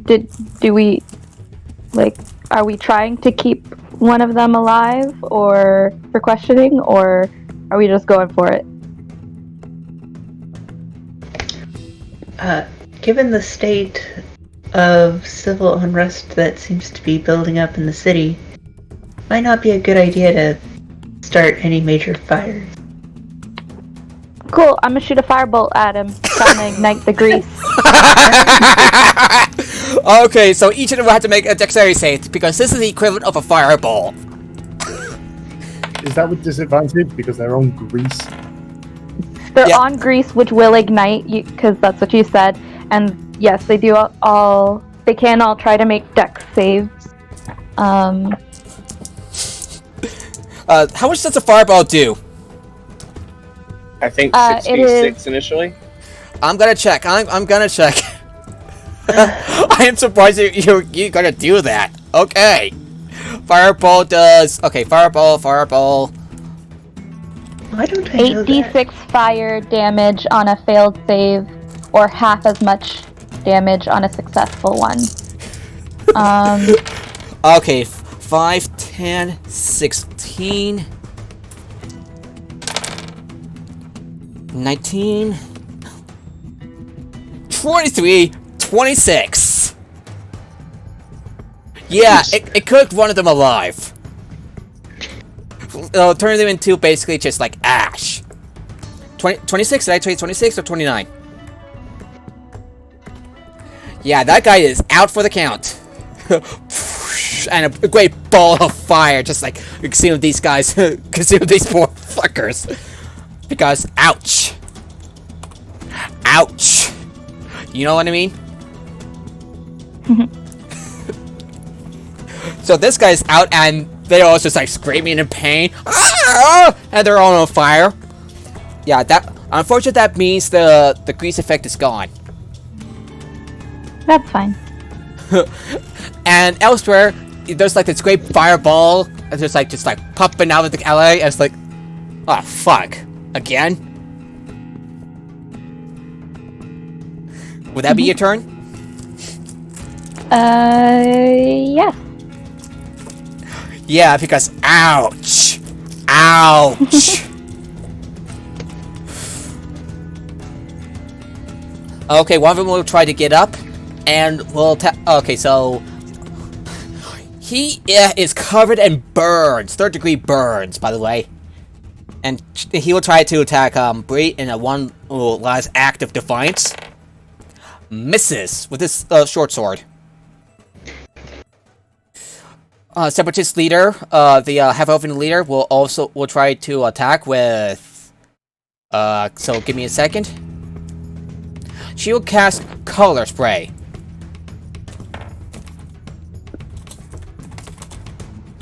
On you, on Bree, and you, Orc. Okay, so I'm gonna roll 60-10. This is gonna take a while. So 7, 12, 15. Oh, 15, 18, 27, 39.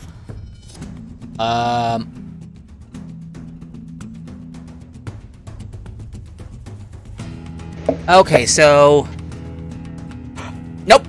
So Nope. it starts with the creature with the lowest current hit points. Nope. No matter how. Nope. Doesn't affect you or Bree. You just like you look at each other, shrug, like like that of where Samuel L. Jackson and the other guy just like start at each other after this guy tried to shoot them, misses at pretty much point blank range.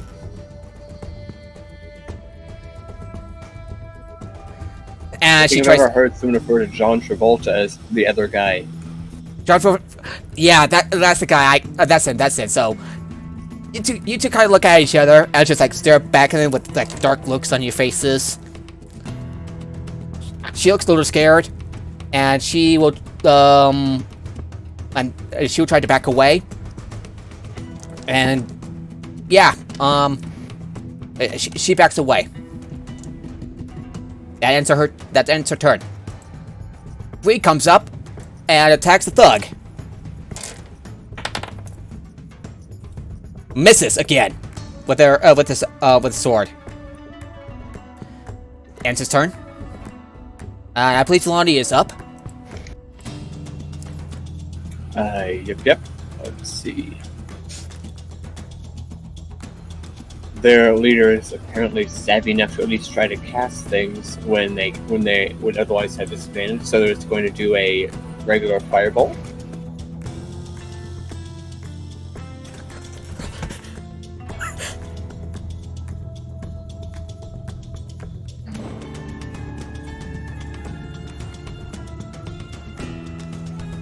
And that's a miss.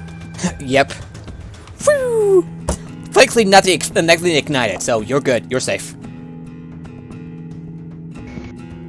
I do my usual shuffle around to get to just stay away from the melee. Don't want anyone coming over here and stabbing me. That ends the turn? Yep. Oric, you're up. Okay. So who's still up?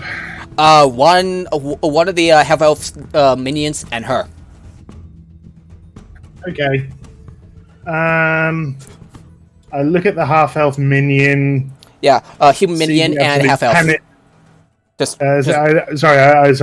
look at the minion and see the fear in his eyes, and I merely sneer at him before walking past him and going towards the half-elf. He pisses his pants. I'm going to attack the half-elf. Okay, make your attack.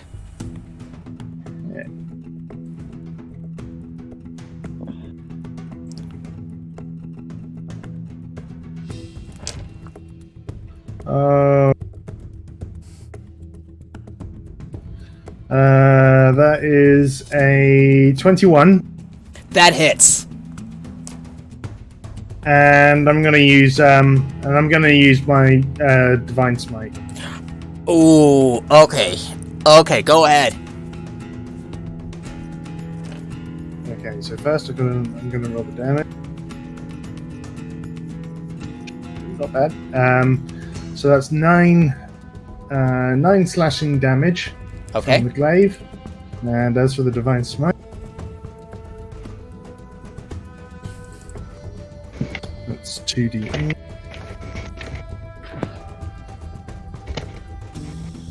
Ooh.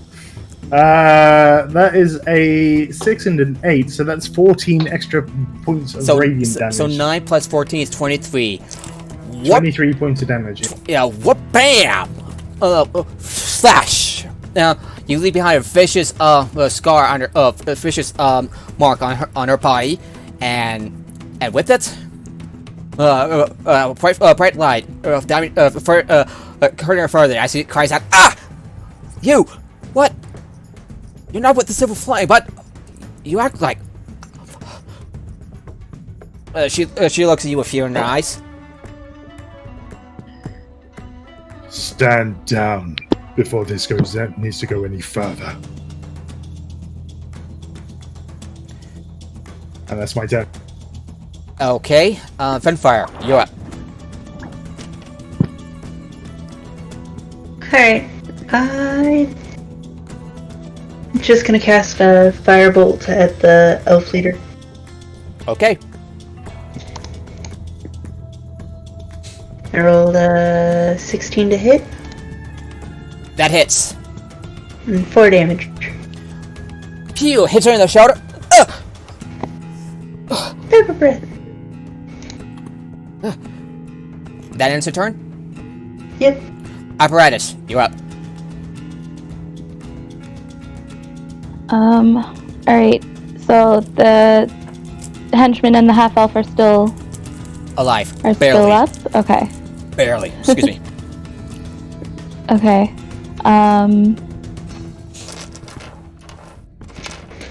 I'm just gonna shoot a firebolt at the, well, do I have a direct line, to either the half-elf or the henchman, or is someone standing in the way?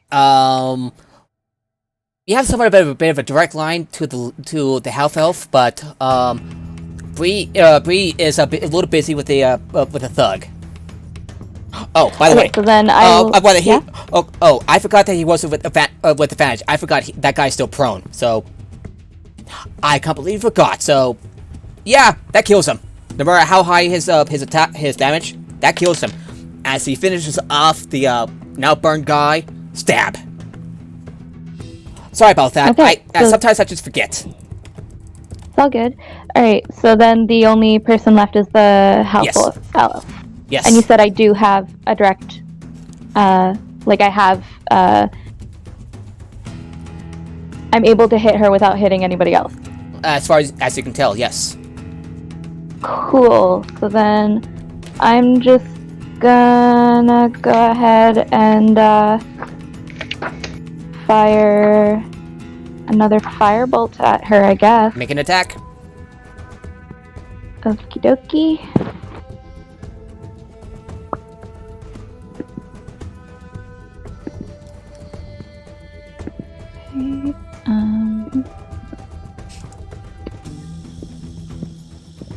Yeah, I'm so sorry. I kind of forgot that guy's still prone, so sorry about that. 17, that hits. Actually, you add your intelligence modifier to your attack because you use your spell attack bonus. So 2 plus 5 equals 7. So that definitely hits. It's 24. Yeah. Okay. So that definitely hits. Then just rolling 1d10. Yeah.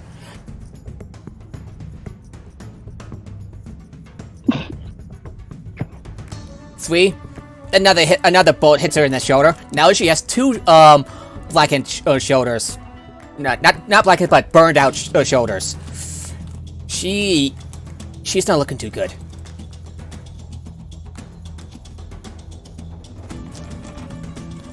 Would that be your turn? That's it. She'll make a constitution. She'll make a wisdom saving throw. 17. She shakes it off, but she's in a bit of a tight spot. So, with nothing else left to her name, she attacks you, Orc, and misses. Picks up her scimitar, charges at you, and misses. With the defiance that's for under. Yeah, like I said, misses. It's now Bree's turn. And he's going to attack the leader. He hits. He hits, by the way.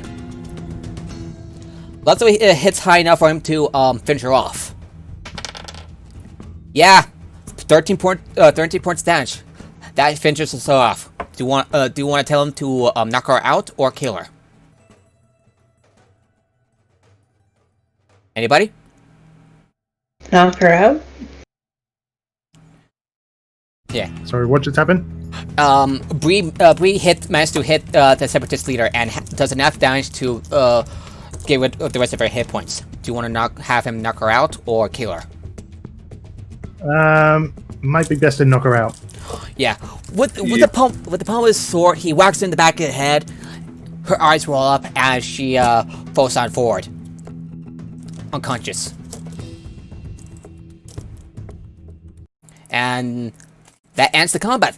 Congratulations, everybody. So go back to Lightless Dawn. That's just above all the walls.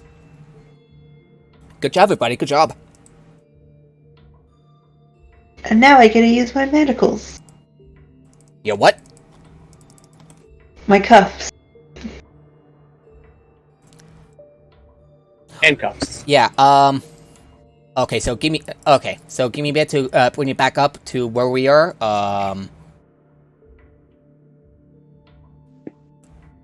So Lucar and the boy shifter walks out of the alcove. Scarecrow says, "That was scary, but thank you. That was quite scary. That little fireball you pulled off." He points at you, apparatus. That was wow. That was wicked. It was so scary, but not as scary as the lady in the cloak.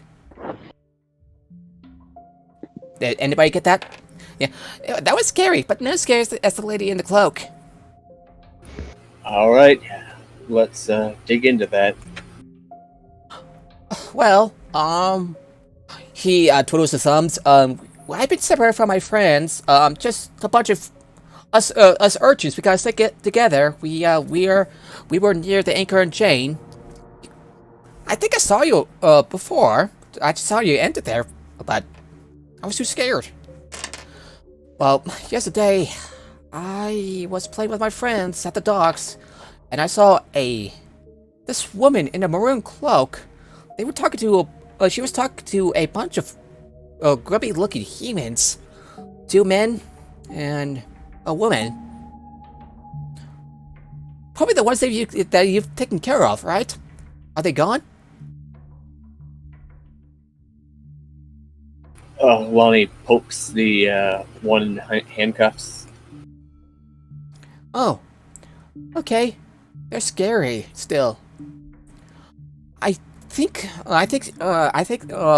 she might be a shifter, so I put on her cloak and said hi, but she just turned the snow at me. It was scary. I ran away and I couldn't find my friends. But look up here. He whispers to you and Lucar.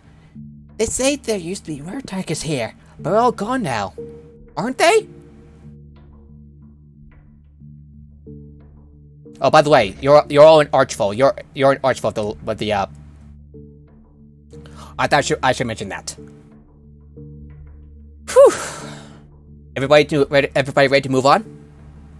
Just looks turns to you and says, "Don't worry, I'll take care of the kid and the half elf over there.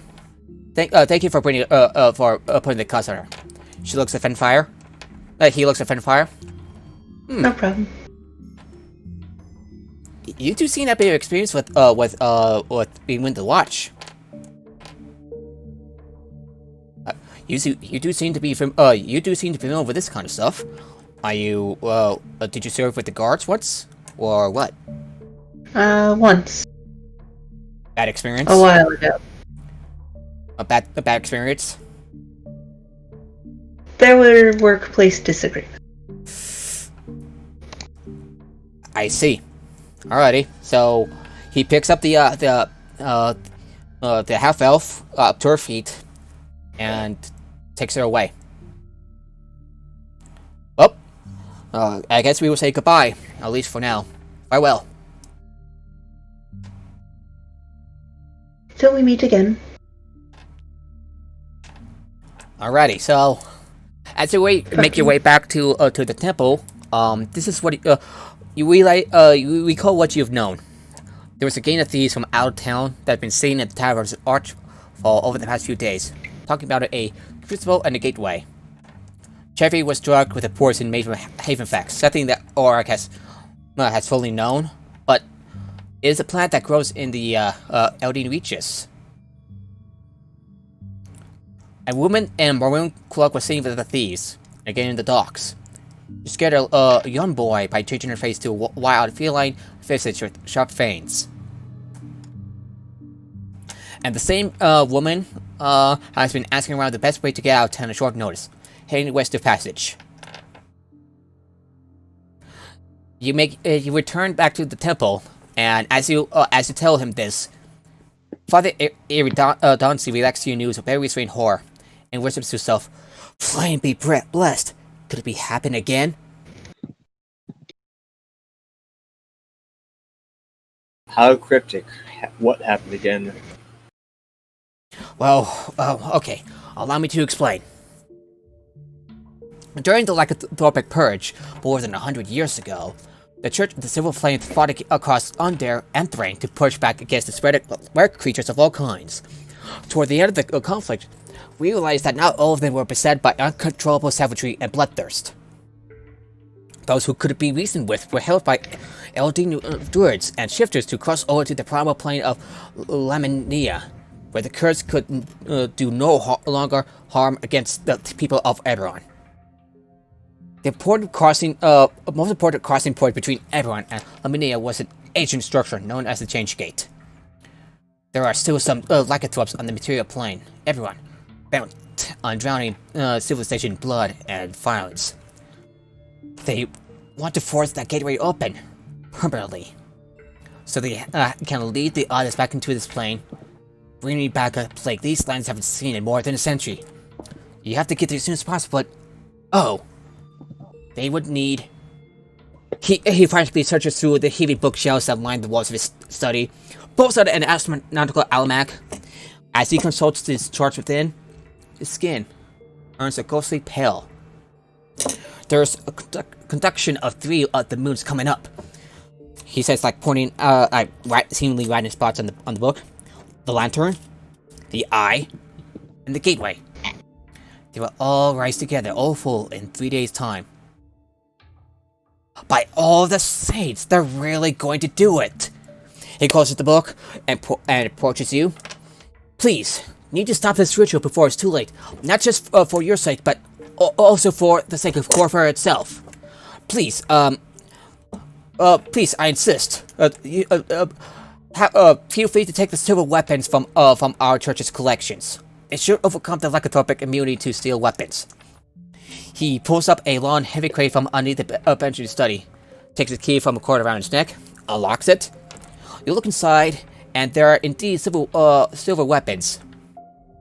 I suggest you take one selection from each. You look inside, and you see 3 silver daggers, 3 tight bundles of silver arrows or bolts, if you would so desire, each. A pair of silver short swords, 2 silver long swords, a silver halberd, and a silver greatsword.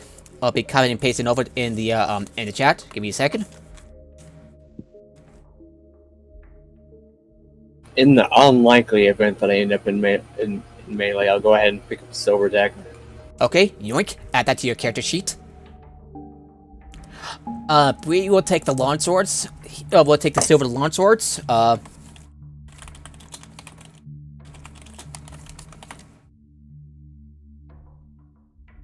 Alrighty. What do the rest of you want to take? There are 20 arrows each. So your sword swords, a halberd, and a greatsword. I'll take the greatsword. Add the greatsword to your character sheet. Excellent.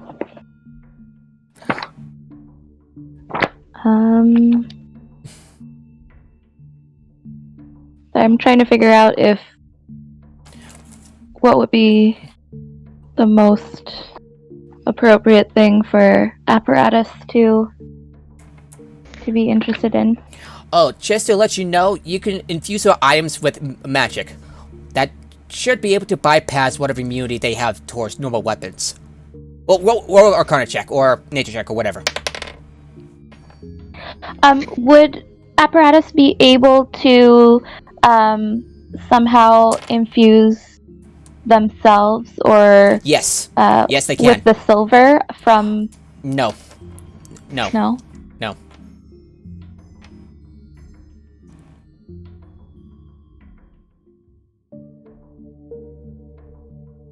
Okay. Arcana check. Okay.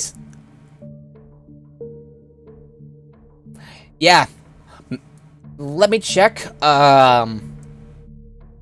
You recall the child saying a rare tiger, so silver weapons can work, but so can magical weapons. Thankfully, you have infusions on you, apparatus, as Lonnie so you're free to try to infuse any weapons you have on you, such as a mace or anything else.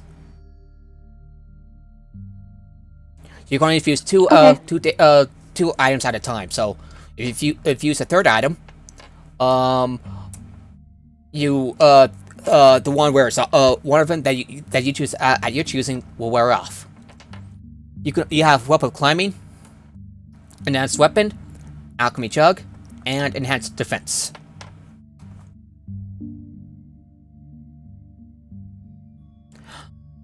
Reed was kind of had a funny look on his face. He turns to the father and asks, "Aren't you worried about these weapons?" Alright, so give me a second. And said, don't worry. I'm not expecting you to give them give these weapons back. If you defeat these lycanthropes, you prove yourselves worthy to keep them. Yeah, if you don't, well, either way, he shrugs. They won't be coming back.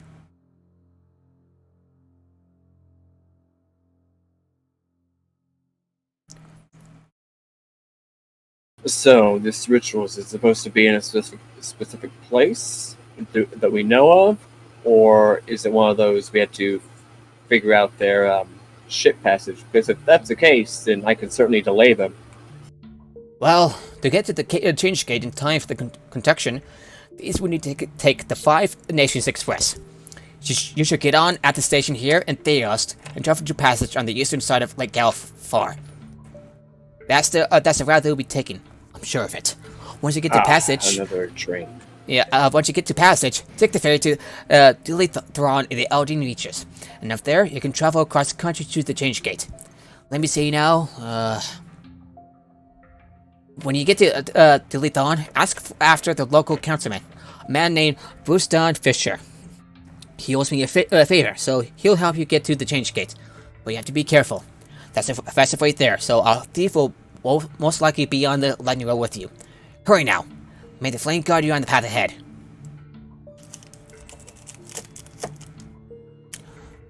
Alrighty, so do you want to? So you still have you still need to pick a pair of silver launch swords, short swords, and a halberd, and 20 silvered arrows. I don't think apparatus has any way to shoot the arrows. Do they? They can try stabbing the lycanthrope with the arrows. They count as improvised weapons. True. I think it'd be better off with a dagger at that point. Yeah, they might as well use the daggers for stabbing with. Yeah. Which one of the daggers? How many daggers would you give apparatus? Lonnie, I believe you took the daggers. How many daggers? I just took one because I'm not going to do all that. Yeah, apparatus would take 2. So add 2. Okay. Add the silvered daggers 2 on your character on the character sheet. I put that there as well. Okay. Got him.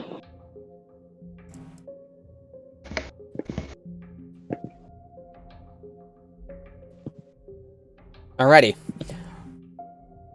On the way there, you also find Laura just like contemplating something. Close by the close to about halfway to the station, close by the fountain. She seems to be a little lost in thought. It's not like her to be like that.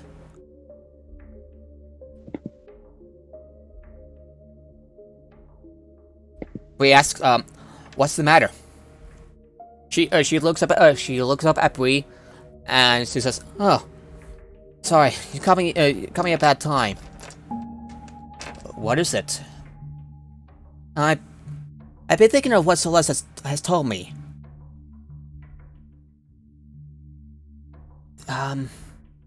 She told me that a Lord Keeper from the Blood of Hole told her that the storm is coming to Sharn. We were the one that received the gifts. You know how that goes with vague prophecies and stuff. Am I right? You know how that goes with vague prophecies and stuff. Am I right? We nods. Fortunate.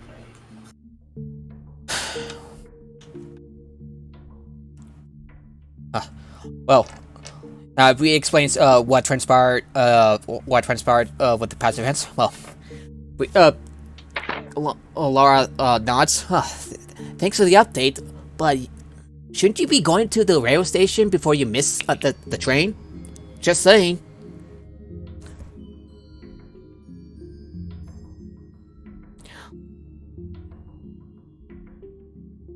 Alright, are you ready to head out to the train? Okay. Anybody else? Well, yeah.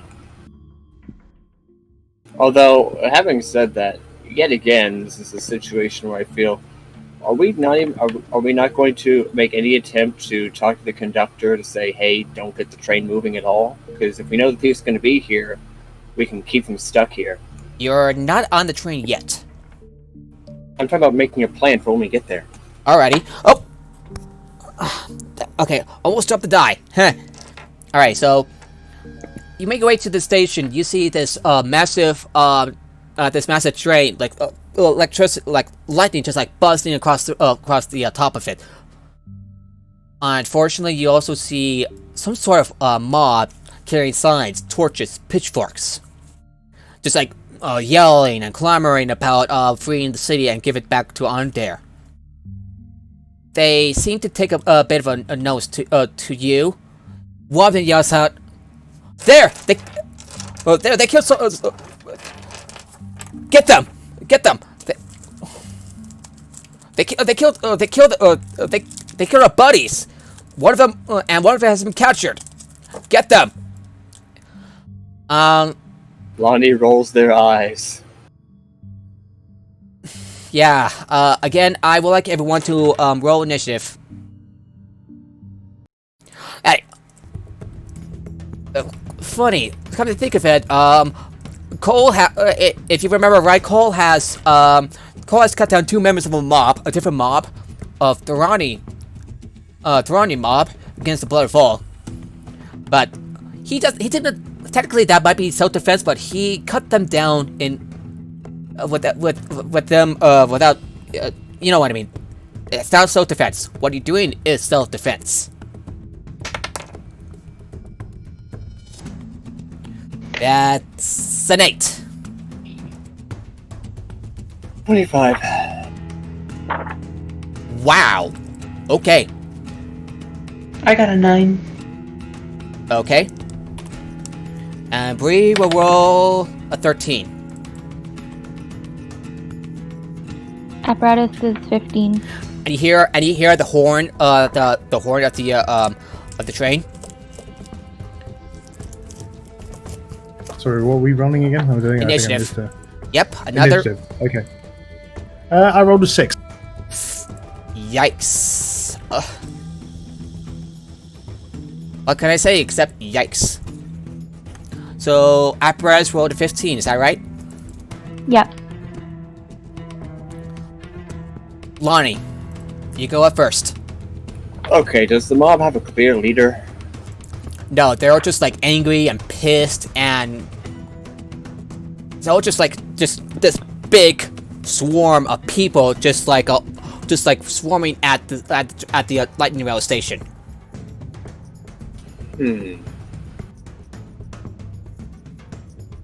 Okay.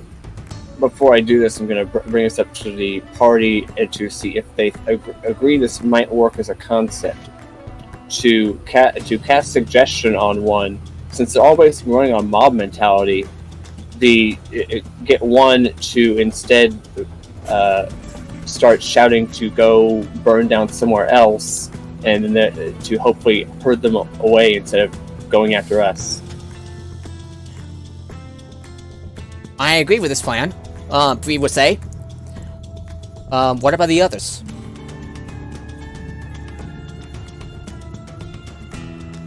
Anybody else? Sorry, you kind of cut out. I didn't quite catch what the plan is. Oh, okay. Essentially, since they're all running on mob mentality, use suggestion on one of them to get them to start shouting to go burn somewhere else. Like, make up something like they're destroying the toilets or something like that, to go get the mob to go over there instead of going after us. Basically, distract them for a few hours. Sure. Why not? Give it a try. Anybody else? Finn? Aura? Sounds fine to me. Aura is normally associated with battle, but he kind of understands the logic of the words, and he will say whatever you have planned. Okay, then with my turn, I'm going to go ahead and on the closest one cast suggestion. They'll have to do a wisdom save. Does a 15 count? DC of 15.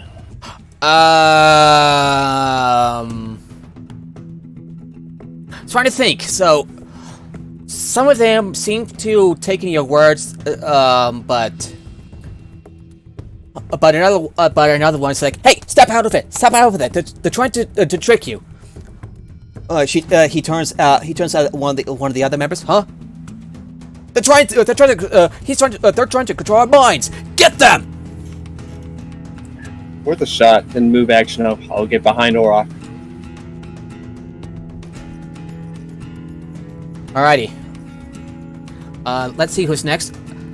Oh, Apparatus, you're up next. Oh dear.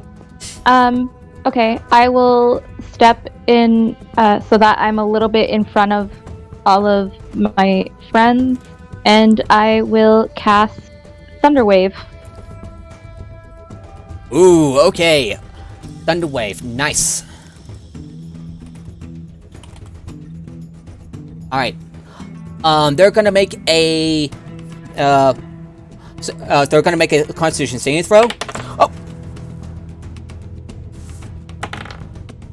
Does an 11 make it? No. Alrighty, roll damage. 2d8. Okay. And they will all get pushed 10 feet away. By the way, how would you describe Thunderwave? Since you're an artificer and you channel, again, magic through other means, like with your tools and stuff.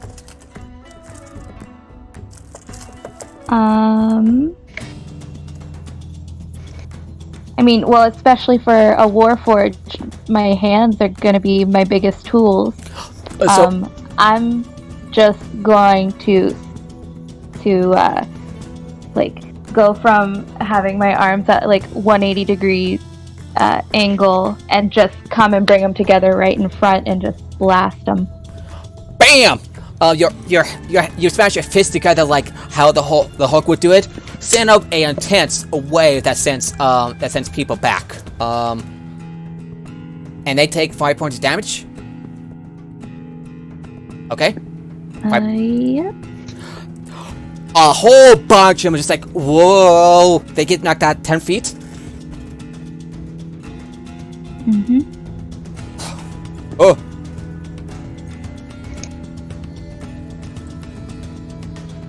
And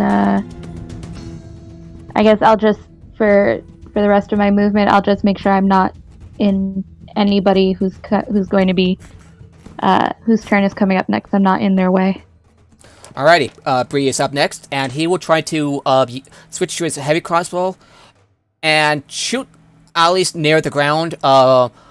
So he may hurt someone, but not enough to put them to. He's going to make an attack, and that hits for 2 points of damage. It basically grazed one of them, but phew, it scratched one of the people's legs, one of the mob's legs.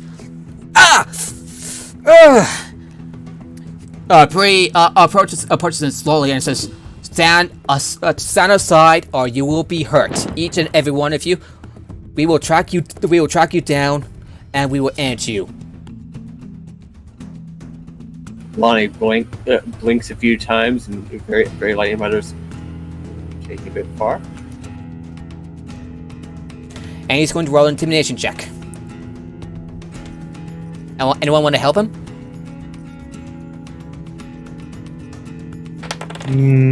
Not for this particular. I was going to say, apparatus has -1 on intimidation. So you can help him. You can help him. Just basically roll a history check, see if he succeeds. See if they succeed. Sorry. Okay.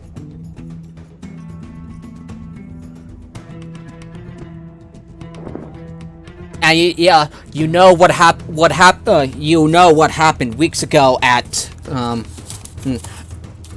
of the chapels of the Blood Vault. Do not let it happen to you. Unfortunately,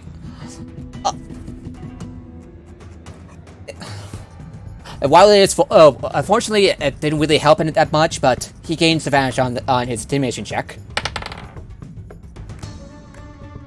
The second roll was a natural 1, by the way, but he rolled a 12 on the die, which means 19. He frightened them.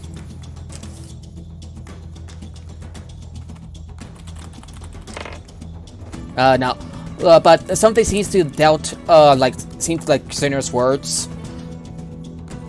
And they're going to take some psychic damage. I'm going to put, say, a d6 of points of psychic damage because... Damn! He means business. For 2 points of damage.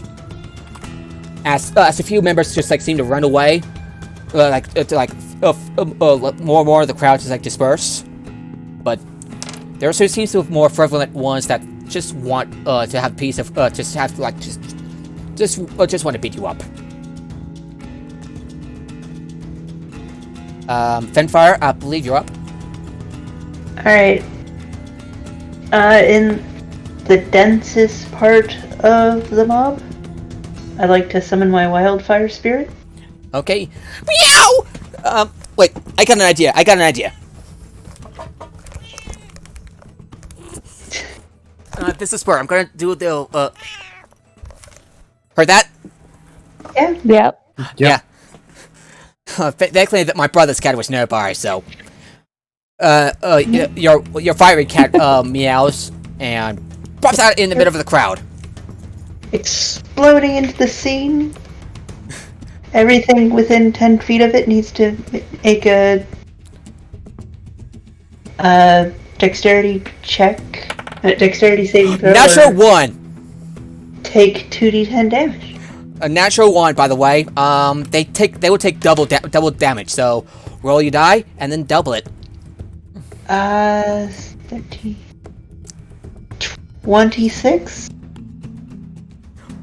They immediately disperse as they just flee from the cat that's just popped out of nowhere. And I'd like to use my bonus action to tell it to attack with it. No. They're pretty much they ran out of hit points. I was just gone. They're not. Yeah, they're gone. They disperse. And I will use the bonus action command to tell it to come over here for pets. Alright, you see, I think it's this flaming cat, just purring. Yeah. Would you like to pet it? Of course, it's my cat. It's my fire spirit. Does anyone else like to pet it?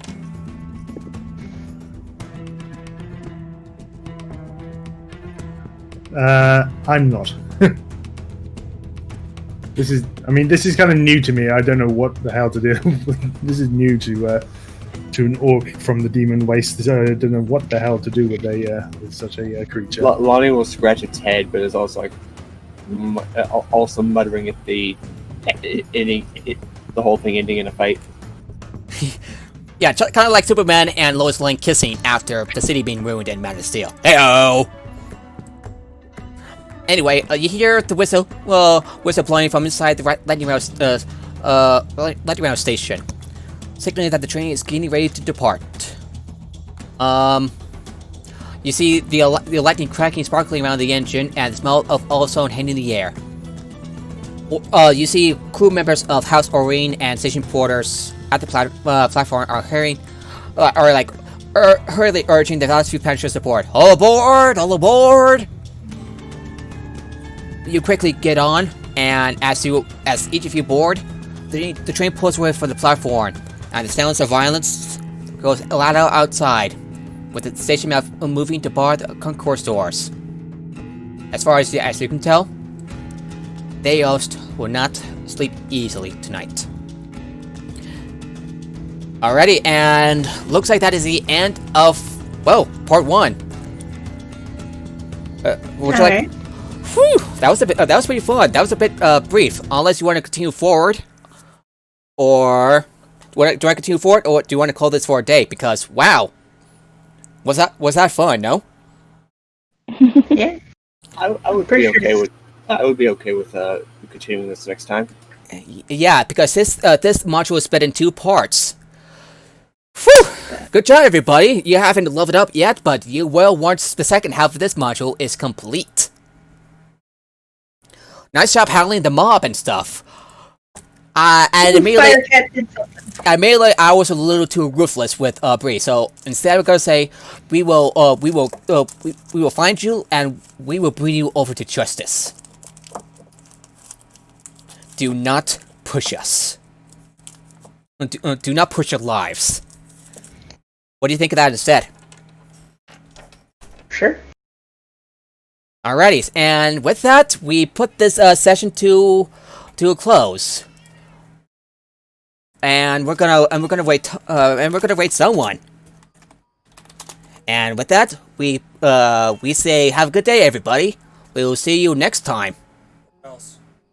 Oh, that's my brother just coming in. See ya later, everybody. To the stream, to the audience. Bye.